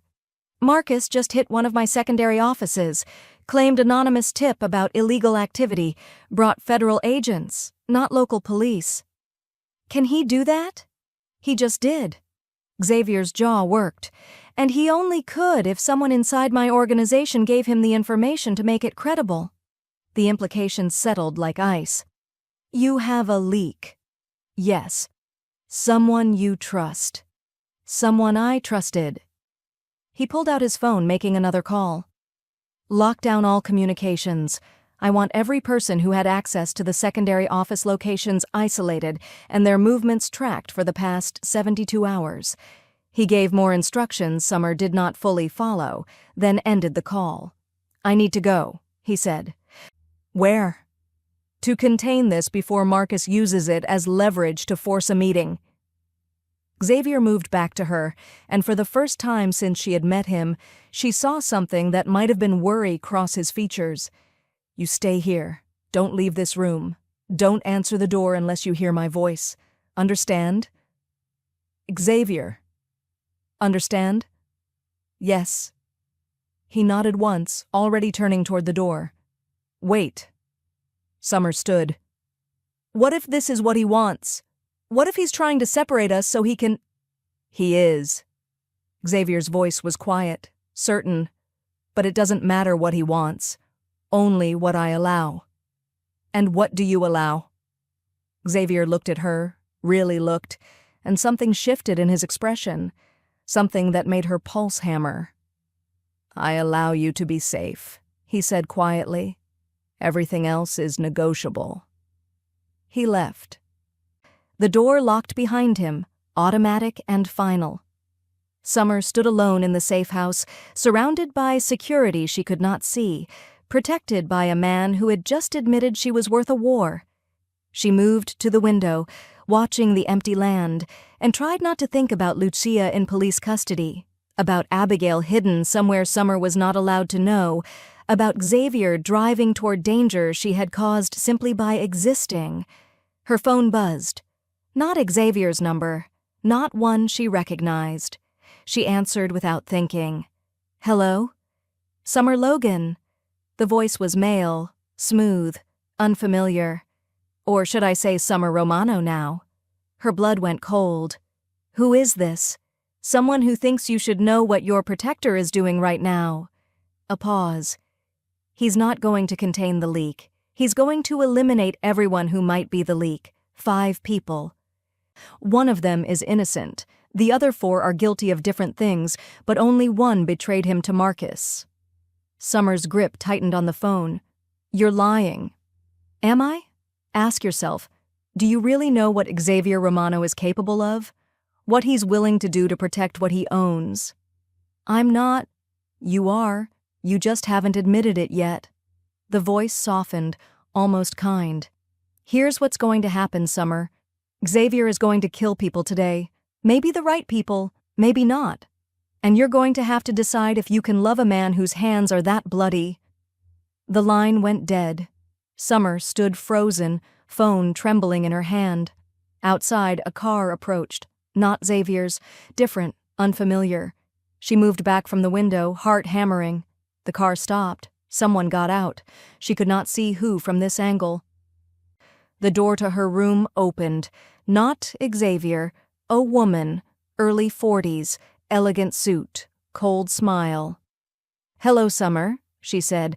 "I'm Xavier's sister, and we need to talk about what happens when you become the reason they destroy my brother." Summer's breath stopped. Xavier had never mentioned a sister. The woman stepped inside, closing the door behind her. "You asked him what happens if you're the reason they destroy him," she continued, moving closer. "He probably said something noble, something about protection being worth any cost. How do you—" "Because I know my brother, and I know he's lying to you." She stopped 3 feet away. "So I'm going to tell you the truth. If you become the reason they destroy Xavier, he'll burn the entire city down to keep you, and then he'll hate you for making him that weak." Summer's chest tightened. "Why are you telling me this?" "Because," the woman said quietly, "you still have time to leave, to disappear before you destroy him, before he loves you enough to choose you over everything he's built." Summer," the woman's voice gentled. "What happens if I'm the reason they destroy you? That's what you asked him, but you should have asked a different question." "What question?" The woman's smile turned sad. "What happens when loving you becomes the thing that destroys him?" Summer opened her mouth. No words came. Behind them, footsteps in the hallway. Running. Urgent. The woman's expression shifted. "He's back early. That means something went wrong." The door burst open. Xavier stood in the threshold, gun drawn, pointed at his sister. "Get away from her," he said quietly. The woman raised her hands slowly. "Brother." "I said get away from her." She moved toward the door, not hurried but not casual. "You can't protect her from the truth forever, Xavier." "Watch me." The woman left. Xavier lowered the gun, but did not holster it. His gaze found Summer's, and she saw something in his expression that terrified her more than any weapon. Blood on his shirt cuff, just a few drops, almost invisible. "What did she tell you?" he asked. Summer's voice would not work. "Summer." Xavier moved closer. "What did she tell you?" She found her voice finally. "That loving you will destroy you." Xavier went completely still. "Is it true?" Summer whispered. "What happens if I'm the reason they come for you? If staying with me costs you everything?" Xavier's expression did not change, did not soften. "Then they come," he said quietly. "And I'll make sure they regret it." "But no," he cut her off. "You asked what happens. That's what happens. They come. I end them. We survive. That's the only outcome I allow." "What if you can't?" "I can. I will." Xavier holstered the gun finally. "Summer, look at me." She did. "I have spent 15 years building an empire no one can touch. I've eliminated threats before they became problems. I've maintained control through calculation and distance. And then I saw you on those steps, and I made a choice that compromised all of it." His voice dropped. "So yes, keeping you might cost me everything, and I've decided you're worth it." Summer's breath caught. "Xavier." "That's my answer," he said. "Now I need yours." "To what question?" His gaze held hers, unflinching, absolute. "Can you live with what I become to keep you safe?" Summer stared at Xavier, his question hanging between them like a blade. "Can you live with what I become to keep you safe?" The blood on his cuff had dried to rust. Evidence of something already done. Someone already gone. "I don't know," she whispered. Xavier's expression did not change, but something behind his eyes shifted. Not hurt. Resignation, maybe, or recognition of an answer he had expected. "That's honest." He moved to the door. "I'll have someone bring food. Stay here while Why didn't you tell me you had a sister?" He paused, hand on the frame. "Because she's been dead to me for 3 years." "She doesn't seem dead." "That's the problem." Xavier's voice went flat. "She chose Marcus's organization over mine. Married his nephew. Became an enemy, wearing my last name." Summer's chest tightened. "Then why did she come here?" "To plant doubt. To make you question whether staying with me is survival or suicide." He looked back at her. "Did it work?" Summer did not answer. Xavier nodded slowly like she had confirmed something. "Get some rest. We'll move you again tonight." He left before she could respond. The lock engaged automatically. Summer sat in the silence, her mind circling the same questions. How many people had Xavier killed to protect her? How many more would die before this ended? And the worst question, the one his sister had planted like a seed, what happened when he finally looked at her and saw the cost instead of the reason? Her phone buzzed, not Xavier's number, the same unknown number from before. She answered. "What do you want?" "To show you something." The smooth male voice from earlier. "Check your messages." The call ended. A photo appeared. Xavier, standing in what looked like a warehouse. 4 people kneeling in front of him, hands bound, heads bowed. Summer's stomach turned. Another photo. Closer. She recognized one of the faces, a woman who had been at the estate, part of Xavier's security detail. A third photo. Xavier's hand on the woman's shoulder. Almost gentle, the kind of touch that came before violence. The text that followed was simple. "He killed 3. Let 1 live. Guessed wrong. The leak is still active." Summer's hands shook. Another message. "He's eliminating his own people because of you. How many more before you stop him?" She dropped the phone like it had burned her. This was not protection. This was deterioration. Xavier unraveling piece by piece, making impossible choices, spilling blood that might be innocent, all because she had gotten into his car. Summer moved to the window. The compound stretched empty and cold. This was her future if she stayed, watching Xavier destroy himself and everyone around him, all in the name of keeping her safe. His sister's words echoed, "He'll burn the entire city down to keep you, and then he'll hate you for making him that weak." Summer made a decision. She found paper in the kitchenette, a pen, wrote carefully, hand steady despite her racing pulse. "Xavier, by the time you read this, I'll be gone, not running from you, running toward the only solution that ends this without more blood. I'm going to Marcus. I'll tell him I'll honor the marriage contract, sign whatever he wants, do whatever ends this war between you. Abigail gets released. Your people stop dying. You stop becoming something you'll hate. This isn't betrayal. It's the only choice that saves everyone. Don't come for me. Please, let me do this one thing. Let me choose. S." She left the note on the table where he would find it. Then she did something she had learned watching Xavier's security detail. She checked the door. The lock was electronic, controlled by Xavier's phone, but there was a manual override hidden behind a panel beside the frame. Summer found it, pressed it. The lock disengaged with a soft click. She stepped into the corridor, heart hammering. No alarms, no footsteps. Xavier had said the compound was minimal staff. He had not wanted witnesses to whatever he was planning. Summer moved quickly, following the route they had taken from the garage. Left, right, downstairs. The building remained silent, empty. The garage door was unlocked, 3 vehicles inside. She chose the smallest, plainest, found keys in the visor. Security measure or carelessness, she did not care. The engine started quietly.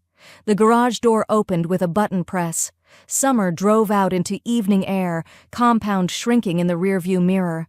She waited for alarms, for calls, for Xavier's voice demanding she stop. Nothing came. 10 minutes. 20. The road stretched empty ahead. Summer pulled over, hands shaking too badly to drive safely.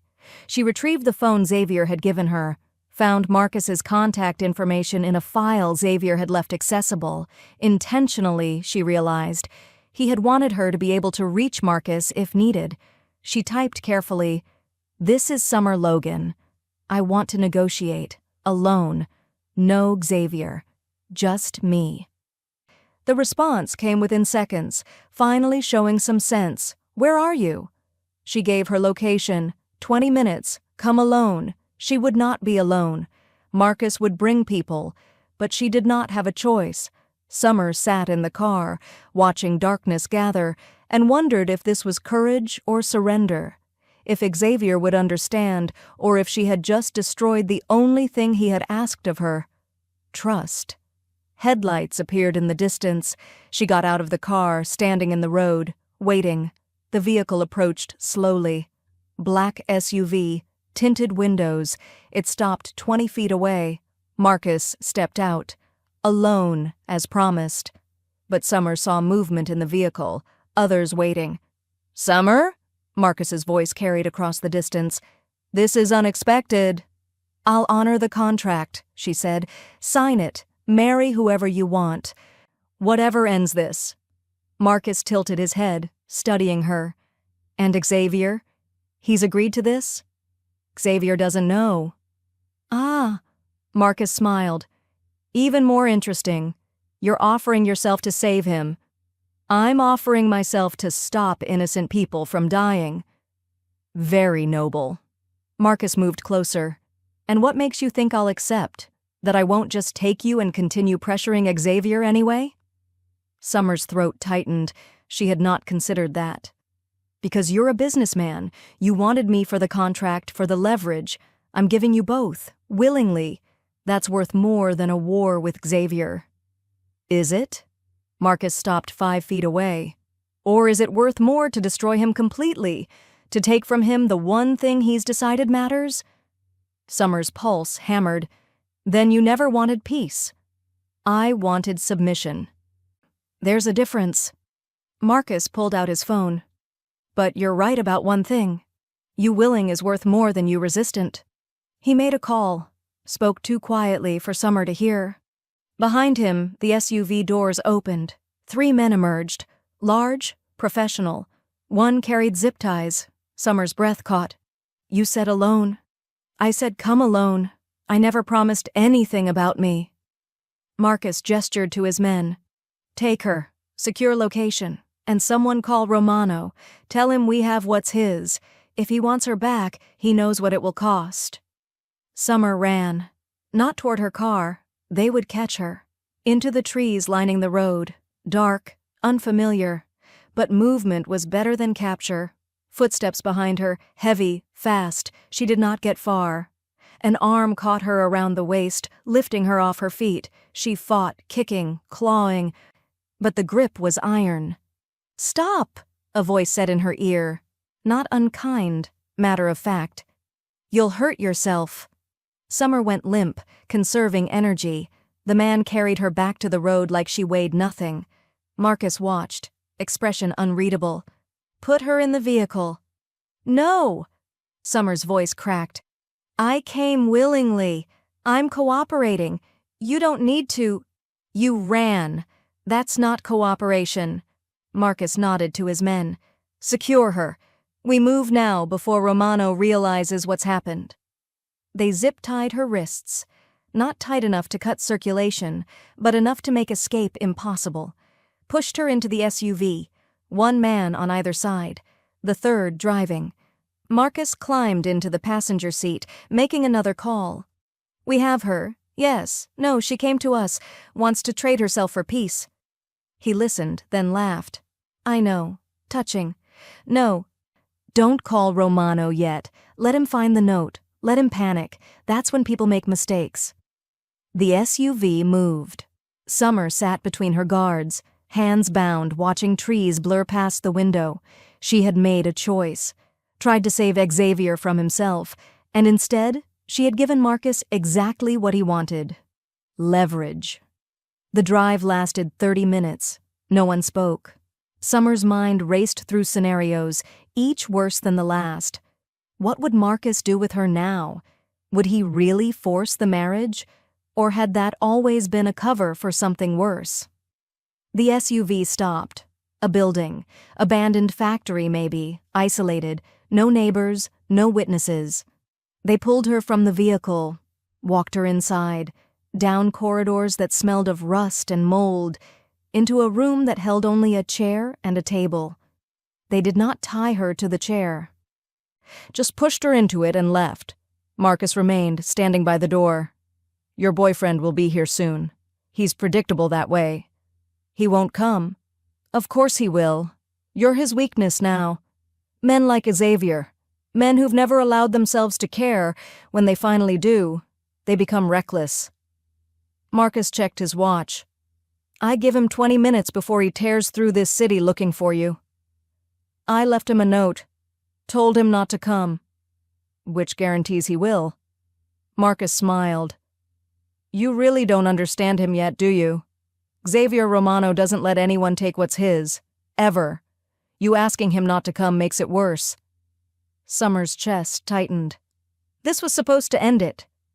This was supposed to end him, and you just gave me the perfect weapon." Footsteps outside, multiple, running. Marcus's expression shifted. That was fast. The door exploded inward, not Xavier's men, different uniforms, badges, police. "Marcus Castellano, you're under arrest for kidnapping, extortion, and racketeering." The lead officer moved forward with handcuffs. "You have the right—" "This is a mistake," Marcus said calmly. "I'm conducting legitimate business. Save it for the lawyers." They cuffed him, read his rights, let him out. One officer approached Summer, producing a knife to cut the zip ties.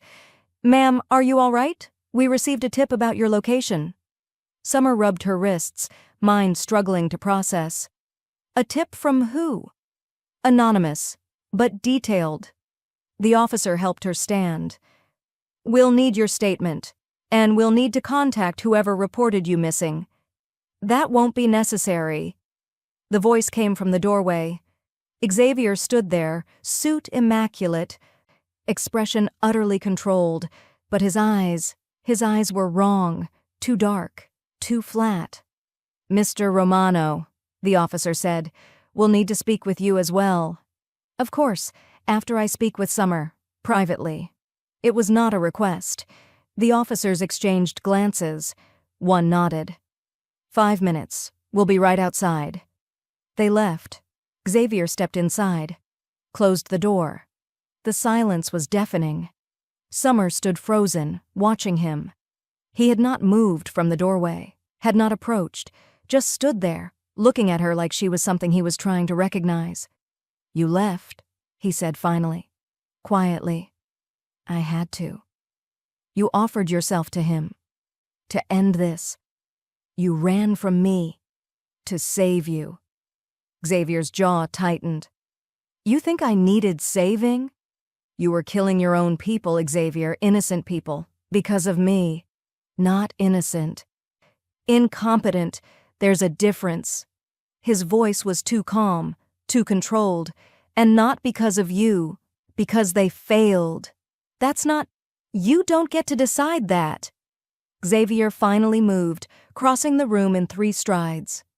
"You don't get to offer yourself as sacrifice without asking me. You don't get to trade your safety for mine. That's not how this works." "Then how does it work?" Summer's voice rose. "You control everything, decide everything. I'm just supposed to sit in whatever cage you build and watch people die?" "Yes." The word was absolute. "That's exactly what you're supposed to do, because you staying safe is the only thing that matters." "What about you staying safe?" "I don't matter." "Yes, you do." Xavier went completely still. Summer's breath caught. The words had escaped before she could stop them. True and terrible, and too late to take back. Say that again, Xavier said quietly. Xavier, say it. You matter to me. Her voice broke. You matter, and I can't watch you destroy yourself, and I thought if I left, if I gave Marcus what he wanted— You thought wrong. Xavier's hands were on her shoulders now, grip firm but not painful. Summer, look at me, she did. I tore through half this city in 40 minutes, he said, voice low and deliberate. Called in every favor, activated every asset, had my lawyers draft federal charges and had them filed before Marcus could move you twice. His grip tightened slightly. I burned bridges I can't rebuild, made enemies I'll spend years eliminating, exposed operations that should have stayed hidden, all of it. For you. Summer's eyes burned. Why? Because you're mine. Simple. Final. And I don't lose what's mine. But No. Xavier's expression finally cracked, something raw and terrible showing through. You don't get to leave. You don't get to sacrifice yourself. You don't get to choose martyrdom without understanding what it costs me. His forehead dropped to hers, the first truly uncontrolled gesture she had seen from him. You want to save me? Then stay. Be the reason I don't burn everything down. Be the thing worth protecting instead of the loss worth avenging. Summer's breath shuddered. I thought I was helping. You were killing me. The words landed like a physical blow. Outside, an officer knocked. Mr. Romano, we need those statements. Xavier stepped back, control sliding into place like a mask. Of course. He guided Summer toward the door, hand on her lower back. They gave statements. Watched Marcus get loaded into a police vehicle, answered questions Summer barely registered. 2 hours later, they were back in Xavier's car, driving. Not toward the compound, somewhere else. Where are we going? Summer asked. Home. Which home? The only one that matters now. Xavier's voice was quiet, exhausted. Mine. They drove in silence. Summer watched his profile, seeing things she had not allowed herself to see before. The tension in his shoulders, the tightness around his eyes, the way his hands gripped the wheel too hard. She had tried to save him. She had almost destroyed him. Xavier, don't. His voice was rough. Not yet. I can't. He stopped. Started again. Just let me get you home. Let me see you safe. Then we'll talk.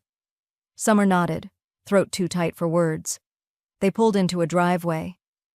A house she had not seen before, smaller than the estate, more private, hidden by trees and gates that opened without prompting.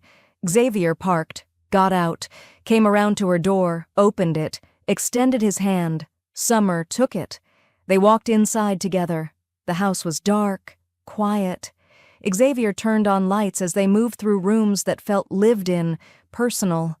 This was his space, his actual home. He had brought her here. In the living room, Xavier finally stopped, turned to face her. I need you to understand something, he said. What? When I couldn't find you, when I saw that note, his voice fractured. I was going to burn it all down, Summer. Everything. Everyone. Every rule I'd followed, every line I hadn't crossed, none of it mattered without you. Summer's chest tightened. Xavier? So no, he continued, voice strengthening. You don't get to leave to save me, because without you, there's nothing worth saving. The weight of his words settled over her. This was not possession anymore. This was something more dangerous. This was need. Summer reached for him, and Xavier caught her hand, pulling her closer. I'm sorry, she whispered. Don't apologize. Just promise me. His other hand came up, cupping her face. Promise you won't run again. I promise. Even when it's hard. Even when you think leaving protects me. Even then. Xavier's eyes closed. Relief and exhaustion warring across his features. When he opened them again, something had shifted. There's something else you need to know, he said. Summer's pulse quickened. What? Xavier's phone buzzed. He ignored it. It buzzed again, insistent. He pulled it out, checked the screen. His expression went flat. What? Summer asked. Xavier showed her the phone. A message. From an unknown number. A photo attached. Summer looked. Her blood went cold. The photo showed Abigail, but not safe. Not hidden. In a hospital bed. Unconscious. Tubes and wires. Monitors beeping. The message below read, "She tried to run. Fell downstairs. Such a tragedy. Doctors say she might wake up. Might not. Depends on how cooperative her sister wants to be." Summer's legs gave out. Xavier caught her, holding her upright. "When?" she whispered. 2 hours ago, while you were being taken." Xavier's voice was hollow. "They waited until I was distracted, until my people were focused on finding you. Is she alive? Critical condition, but alive." Summer's vision blurred. "This is my fault. I left and they—" "No." Xavier's grip tightened. "This is Marcus's move. His backup plan. But he's in police custody. Marcus Castellano is. His organization isn't." Xavier's jaw worked. "And now they have something I can't take back with lawyers or police raids." "What?" Xavier looked at her, and in his eyes she saw something that terrified her. Calculation. "They have a girl in a hospital who might die," he said quietly. "And they're betting I'll trade you to save her." Summer's breath stopped. "Will you?" she whispered. Xavier's expression did not change, and that was answer enough. Xavier's silence lasted 3 seconds. Then he made a call. "I want every member of the Castellano organization identified and located within the hour." His voice was clinical, detached. "Start with anyone who had access to the girl's location. Work outward from there." Summer watched his face. No anger, no fear. Just calculation. He continued, "I don't care about warrants or legal exposure. This ends tonight." He ended the call. "You can't," Summer whispered. Xavier looked at her. "Can't what? You can't just—" She stopped, unable to finish, unable to say the words that would make it real. "Kill them?" Xavier's expression did not change. "Yes, I can. And I will. There are other ways, legal ways. You just had Marcus arrested. Marcus is one man. His organization is 30. And one of them pushed your sister down a flight of stairs." Xavier moved to the window, looking out at nothing. "So yes, Summer, I'm going to kill them, all of them, until I find the one responsible and everyone who knew and did nothing." Summer's chest tightened. "That's not justice. That's massacre." "No." Xavier turned back to her. "That's war. And war is the only language they understand. You're not at war. I've been at war since the moment I took you from those steps." His voice was quiet, absolute. "The only difference is now I'm finishing it." Summer stood, legs shaking. "And what about Abigail? While you're busy destroying them, who's protecting her?" "I have 6 men at that hospital. 3 inside her room, 3 on the floor, another team on the roof. No one gets near her without going through them first." "That's not enough. They won't get another chance." Xavier's phone buzzed. He checked it. "First location confirmed, warehouse on the east side. 4 targets." Summer's blood ran cold. "You're going now." "Yes." "Let me come with you." "No." "She's my sister." "Which is exactly why you stay here." Xavier moved toward her. And for the first time since they had arrived, she saw something beneath his control. Something raw. "Summer, what I'm about to do, what I have to do, you can't see that. You can't be part of it." "Why not?" "Because." His hand lifted, stopping just short of her face. "Because if you watch me become that, you'll never look at me the same way again." "I already know what you are." "No."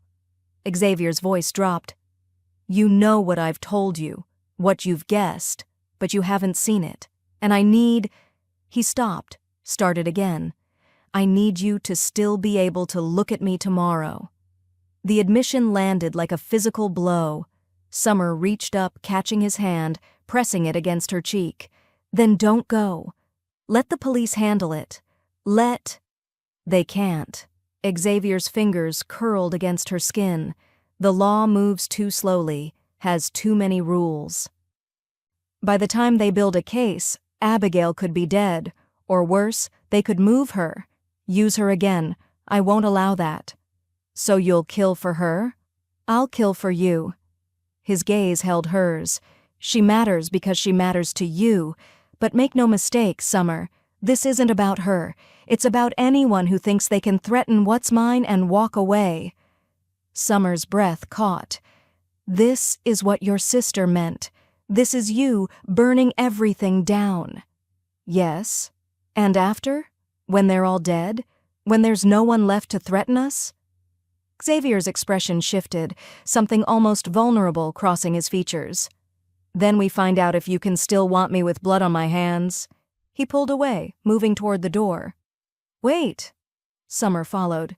"You said you wouldn't trade me, but you're risking everything anyway. Risking exposure. Legal consequences, your entire organization. I'm risking nothing I'm not willing to lose. What about me? What if I can't—" Her voice broke. "What if I can't accept this? Can't live with knowing what you did tonight?" Xavier stopped at the threshold. When he looked back, his eyes were dark, certain, and utterly without mercy. "Then I'll have kept you alive long enough to hate me," he said quietly. "And that's a cost I'm willing to pay." He left. The door locked behind him. Summer stood frozen, his words echoing. He would rather have her alive and hating him than dead and mourned. That was the shape of his obsession. Not romance, not even protection anymore. Possession absolute. She moved through the house, restless, found herself in his study, papers on the desk, business documents, property deeds, photographs of people she did not recognize with notes in Xavier's precise handwriting. Targets, all of them. Summer's phone buzzed, a message from a number she did recognize now, one of Xavier's security team. Hospital update, girl stable, no changes, 3 attempts at entry, all prevented, 0 casualties our side. Relief and horror warred in her chest. They were already trying to get to Abigail, and Xavier's people were stopping them. With what methods, she did not want to know. Another message came. Different number. Unknown. "You should leave while you can. He's about to do something you can't unsee. Get out, I can help." Summer stared at the message. Who was this? Another enemy? Someone trying to help? Or a test from Xavier himself to see if she would run again? She typed back, "Who is this?" The response was immediate. Someone who knows what Romano becomes when he loves something. Run, Summer, before you become the reason he loses his humanity completely. Her finger hovered over the delete button. Then she set the phone down. Whoever this was, enemy or friend, they were right about one thing. Xavier was about to cross a line he could not uncross, become something he could not unbecome, and she was the reason. But running would not stop him, would not save him. She had already tried that, and it had nearly destroyed them both. Summer picked up her phone again, opened a message to Xavier. "Come back safe, I'll be waiting." She hit send before she could reconsider. The response came 10 minutes later. "I always come back. That's what I do." Summer sat in his study, surrounded by evidence of violence planned and executed, and made peace with what she had chosen. Not the man Xavier pretended to be, not the protector or the savior, the monster who killed for her, the obsessive who would burn cities to keep her, the man who had looked at her with blood on his cuffs and asked if she could live with what he became. She still did not know the answer, but she was going to stay long enough to find out. Hours passed. Summer dozed in Xavier's chair, surrounded by the smell of his cologne and the weight of his world.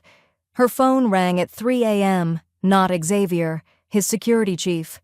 "Ms. Logan, we're moving your sister. There's been a complication." Summer's heart stopped. What kind of complication? The kind that requires immediate relocation. Background noise, urgent voices, equipment beeping. Mr. Romano's orders. We're taking her to a private facility. More secure. Is she okay? A pause. She's alive.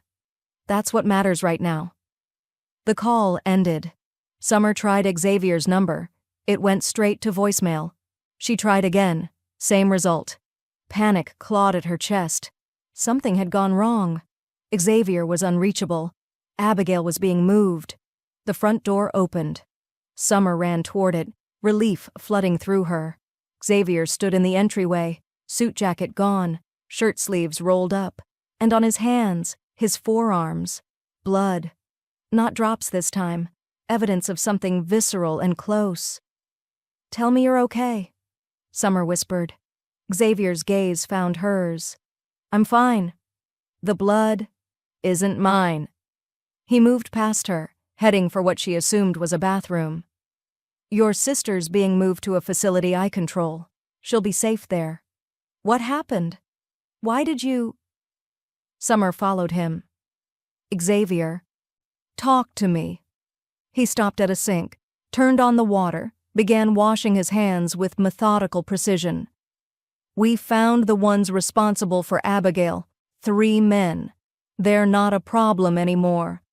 Summer watched blood swirl down the drain. "And the rest of the organization?" "Being handled as we speak." Xavier's voice was flat, empty. "By morning, the Castellano network will cease to exist. You're dismantling an entire crime family in one night. Yes. People will notice. Police, FBI, other families. Let them." Xavier dried his hands, finally meeting her eyes. "I'm done being subtle, done playing by rules that don't protect what matters. They threatened you, hurt your sister. That's a debt that only ends one way." Summer's throat tightened. With blood. With certainty. He moved closer, and she saw exhaustion beneath his control. "No one threatens what's mine, ever. That's the message I'm sending tonight, in language everyone will understand. You're making yourself a target. I've always been a target. I'm just making it clear what happens to people who act on it." Summer reached for him before she could stop herself. Her hand found his chest, feeling his heartbeat, steady, controlled, alive. "You scared me. When you wouldn't answer your phone—" "I know." Xavier's hand covered hers. "I'm sorry. Things moved faster than expected." "Faster how?" He hesitated. Then, "They moved on your sister while I was hitting their warehouse. Coordinated attack. If my people hadn't been there—" His jaw tightened. "It was close, Summer. Too close." "But she's okay. For now." Xavier's gaze held hers. "Which brings me to something we need to discuss." Summer's pulse quickened. "What?" Xavier stepped back, putting distance between them. "This doesn't end, Summer. Not really. I can eliminate the Castellano organization, but there will be others. People who see you as weakness, as leverage, as something they can use against me." "So what are you saying?" "I'm saying you have a choice to make." Xavier's voice was quiet, final. "You can stay. Accept what that means. The security, the restrictions, the violence that comes with being mine. Accept me, knowing what I'm capable of, what I've done, what I'll do again to keep you safe." Summer's breath caught. "Or?" Xavier's expression did not change, did not soften. "Or you leave, tonight. I'll give you money, new identity, protection, until you're settled somewhere I can't find you. You disappear completely. Live a normal life without me in it." The offer hung between them like a blade. "That's the choice?" Summer whispered. "Stay and belong to you or leave forever?" "Yes. Those are the only options? They're the only honest ones." Xavier moved to the window, looking out at the darkness. "I can't do this halfway, Summer. Can't protect you partially. Can't love you carefully. It's everything or nothing, and you need to decide which you can survive." Summer's mind raced. Everything he was offering, safety, permanence, Belonging came with a cost she was only beginning to understand. But leaving meant abandoning Abigail, meant running from the only person who had ever chosen her completely, violently, obsessively. "How long do I have to decide?" she asked. Xavier's shoulders tensed. "Until sunrise. That's 4 hours." "I know." He turned back to her, and in his eyes she saw something that might have been fear.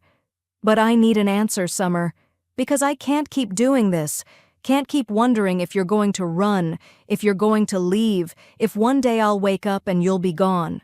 I need to know. Stay or go, mine or free, choose." Summer stared at him, at the man who had killed for her, bled for her, dismantled an empire for her. The man who was asking her to choose him, knowing exactly what that meant. "And if I choose to stay?" she asked quietly. Xavier's expression shifted. "Then you're mine. Completely. No more running. No more sacrificing yourself. No more questioning whether you belong with me." "And if I choose to leave?" His voice dropped. "Then I let you go. And I never come for you again." The finality in his tone made her chest ache. This was it.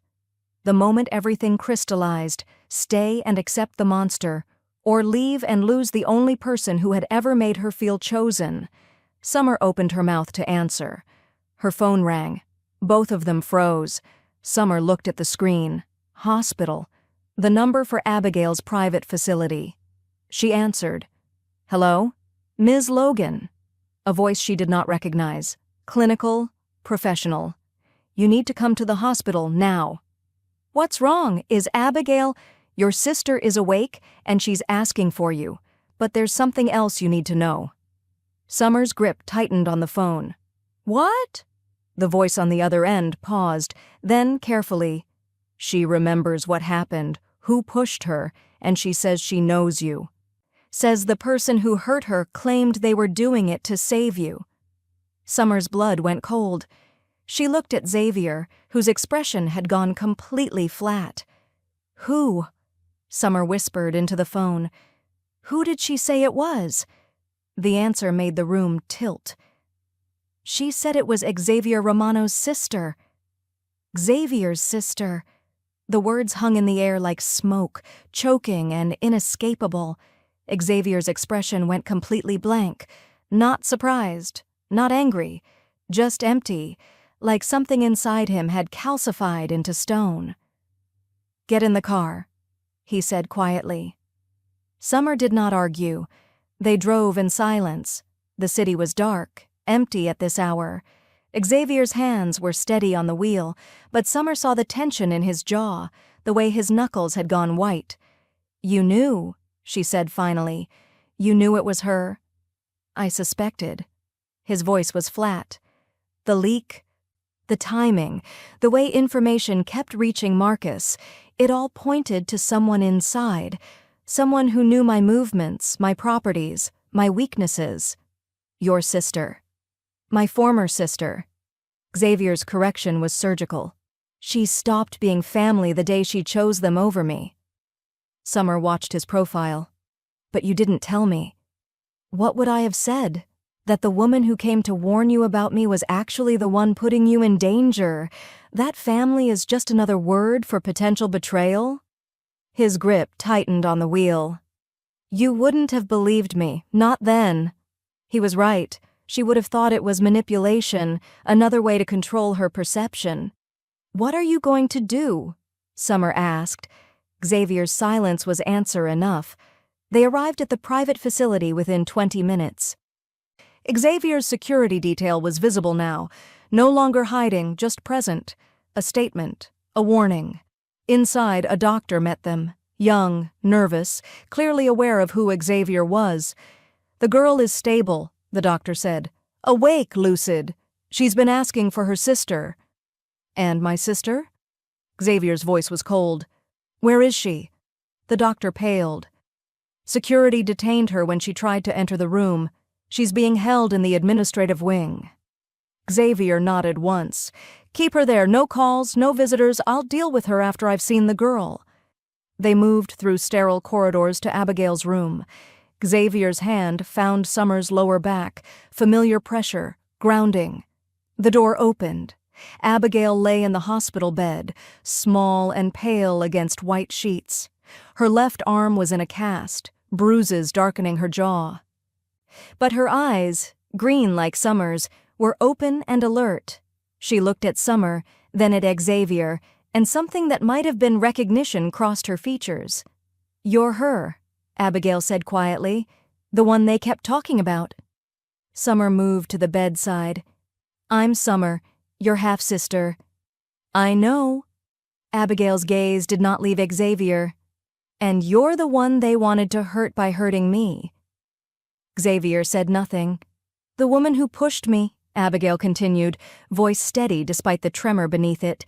"She said it was the only way to save you. Said her brother was making a mistake, that you'd destroy him." "She was wrong," Summer said. "Was she?" Abigail looked at her finally. "Because it seems like everyone around you ends up in danger. Or dead." The words landed like a physical blow. Summer had no answer, because Abigail was not wrong. People had died, been arrested, disappeared, all because Summer had gotten into Xavier's car. "You're right," Xavier said, speaking for the first time. "Your sister is dangerous, not because of what she does, but because of what people think they can do to her. That's why she's under my protection now. And that's why you'll be too, until this is resolved." Abigail's jaw set. "I don't want protection. I want to go home." "Where's home?" Xavier asked quietly. "With a father who sold one daughter to pay debts and let another be used as leverage? That home?" Abigail flinched. Summer's chest tightened. "Xavier, she deserves truth, not comfort." Xavier moved closer to the bed. "Your father knew the risks, knew what world he was playing in. He gambled anyway, and you and Summer paid for it. So no, you don't get to go home. Because home is where this started." "Then where do I go?" Xavier glanced at Summer. Something passed between them, unspoken and immediate. "Somewhere safe," Summer said. "Somewhere they can't find you. Xavier will arrange it." "And what about you?" Abigail asked. "Where will you be?" Summer opened her mouth, closed it. The question she had not answered, stay or leave, suddenly had a witness. "She'll be where she chooses," Xavier said, voice careful and controlled. "That's not decided yet." Abigail looked between them, reading what neither was saying. "You don't want to stay with him, but you think you have to." "It's more complicated than that," Summer said. "Is it?" Abigail's voice was soft but cutting.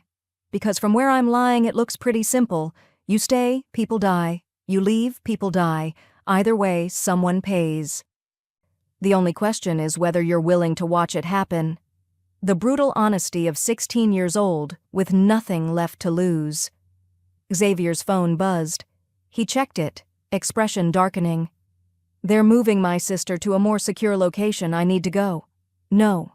Summer's voice was quiet but absolute. "Not yet. Not until—" She stopped, understanding finally crystallizing. "She needs to see me first." Xavier went still. "Summer, she did this because of me, to prove I was dangerous to you, to make me leave." Summer met his gaze. "So she needs to hear from me that it didn't work.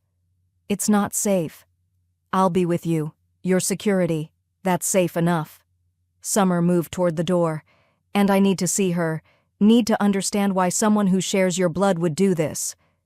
Xavier was silent for a long moment. Then, 5 minutes. "That's all."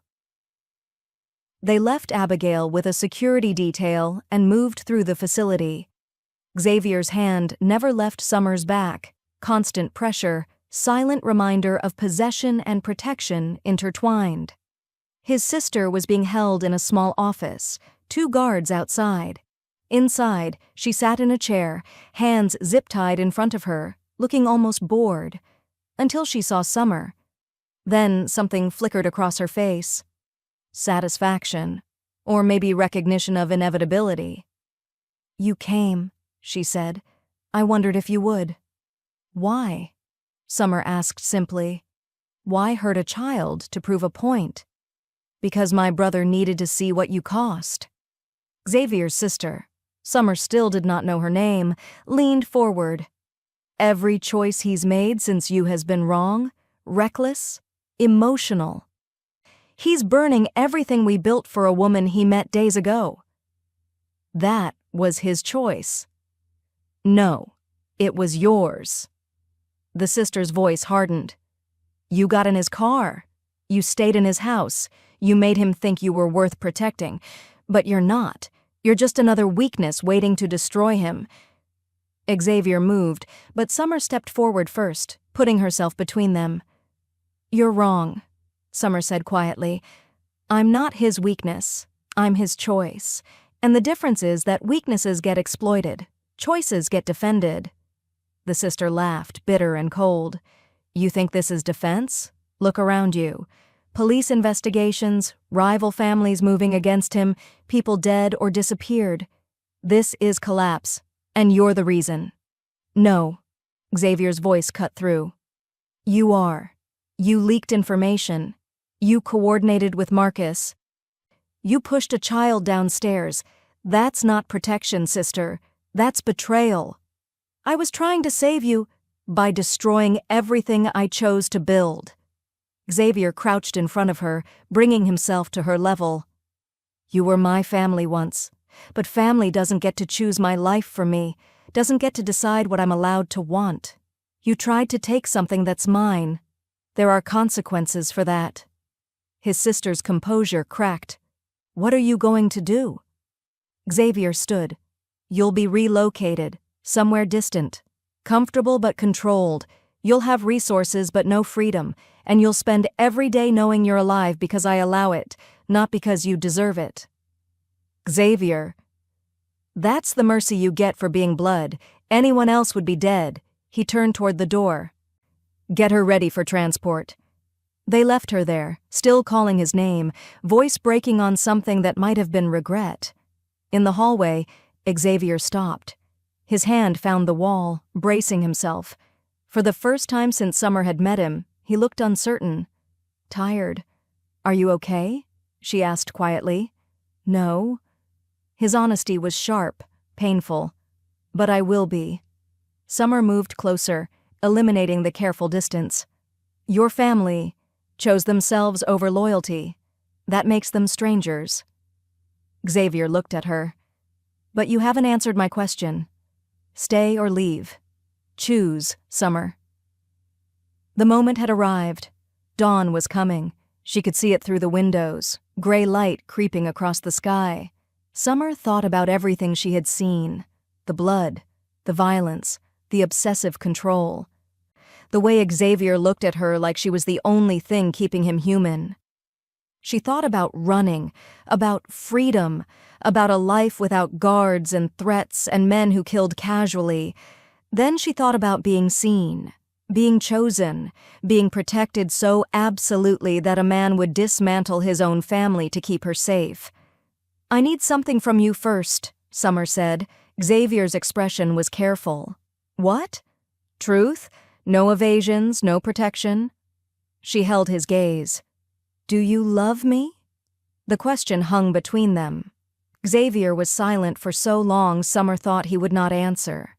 Then, "I don't know if I'm capable of love the way other people mean it. What I feel is—" He stopped, started again. "Possession, obsession, need so absolute that your absence feels like suffocation.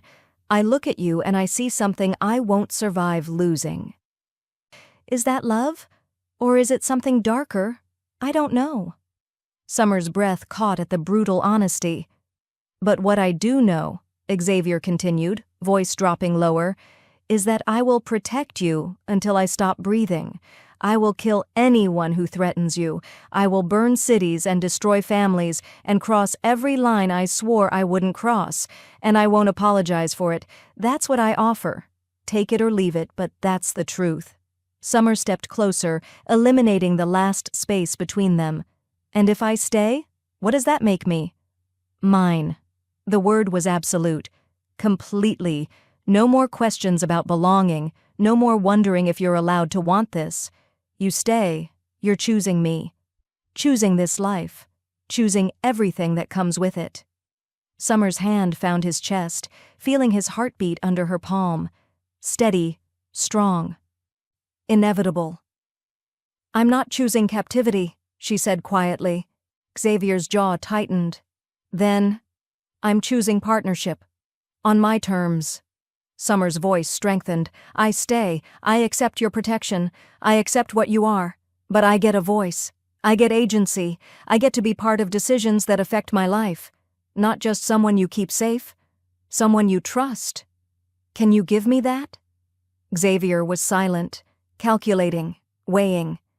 Then his hand covered hers, pressing it harder against his chest. Yes, he said, on one condition. What? You never run from me again. Never offer yourself to my enemies. Never try to save me by leaving. His eyes held hers.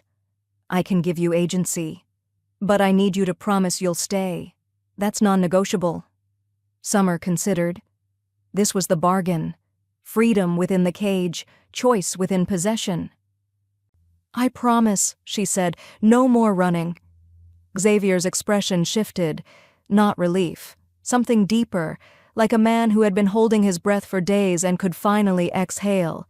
He kissed her, not gentle, not careful, hard and claiming and absolute, a seal on a bargain neither could break now. When he pulled back, his voice was rough. We should go. Dawn's here, and I need to finish what I started with the Castellano organization. We finish it, Summer corrected. Together. Xavier's lips curved, almost a smile. Together. They walked out of the hospital as the sun rose, casting long shadows across empty streets. Xavier's hand in hers, grip firm and possessive. Summer's choice made, irrevocable and absolute. Behind them, Abigail was being moved to a safe house Xavier controlled. His sister was being relocated somewhere she could never hurt anyone again.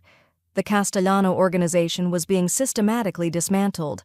And Summer Logan, no longer a bride for sale, no longer collateral, walked beside the man who had chosen her completely, violently, obsessively. 3 months later, Summer stood in Xavier's actual home. Not a safe house, not a compound, but the place he lived when he was not being the monster. The ring on her finger was simple. White gold, no diamond. They had married privately.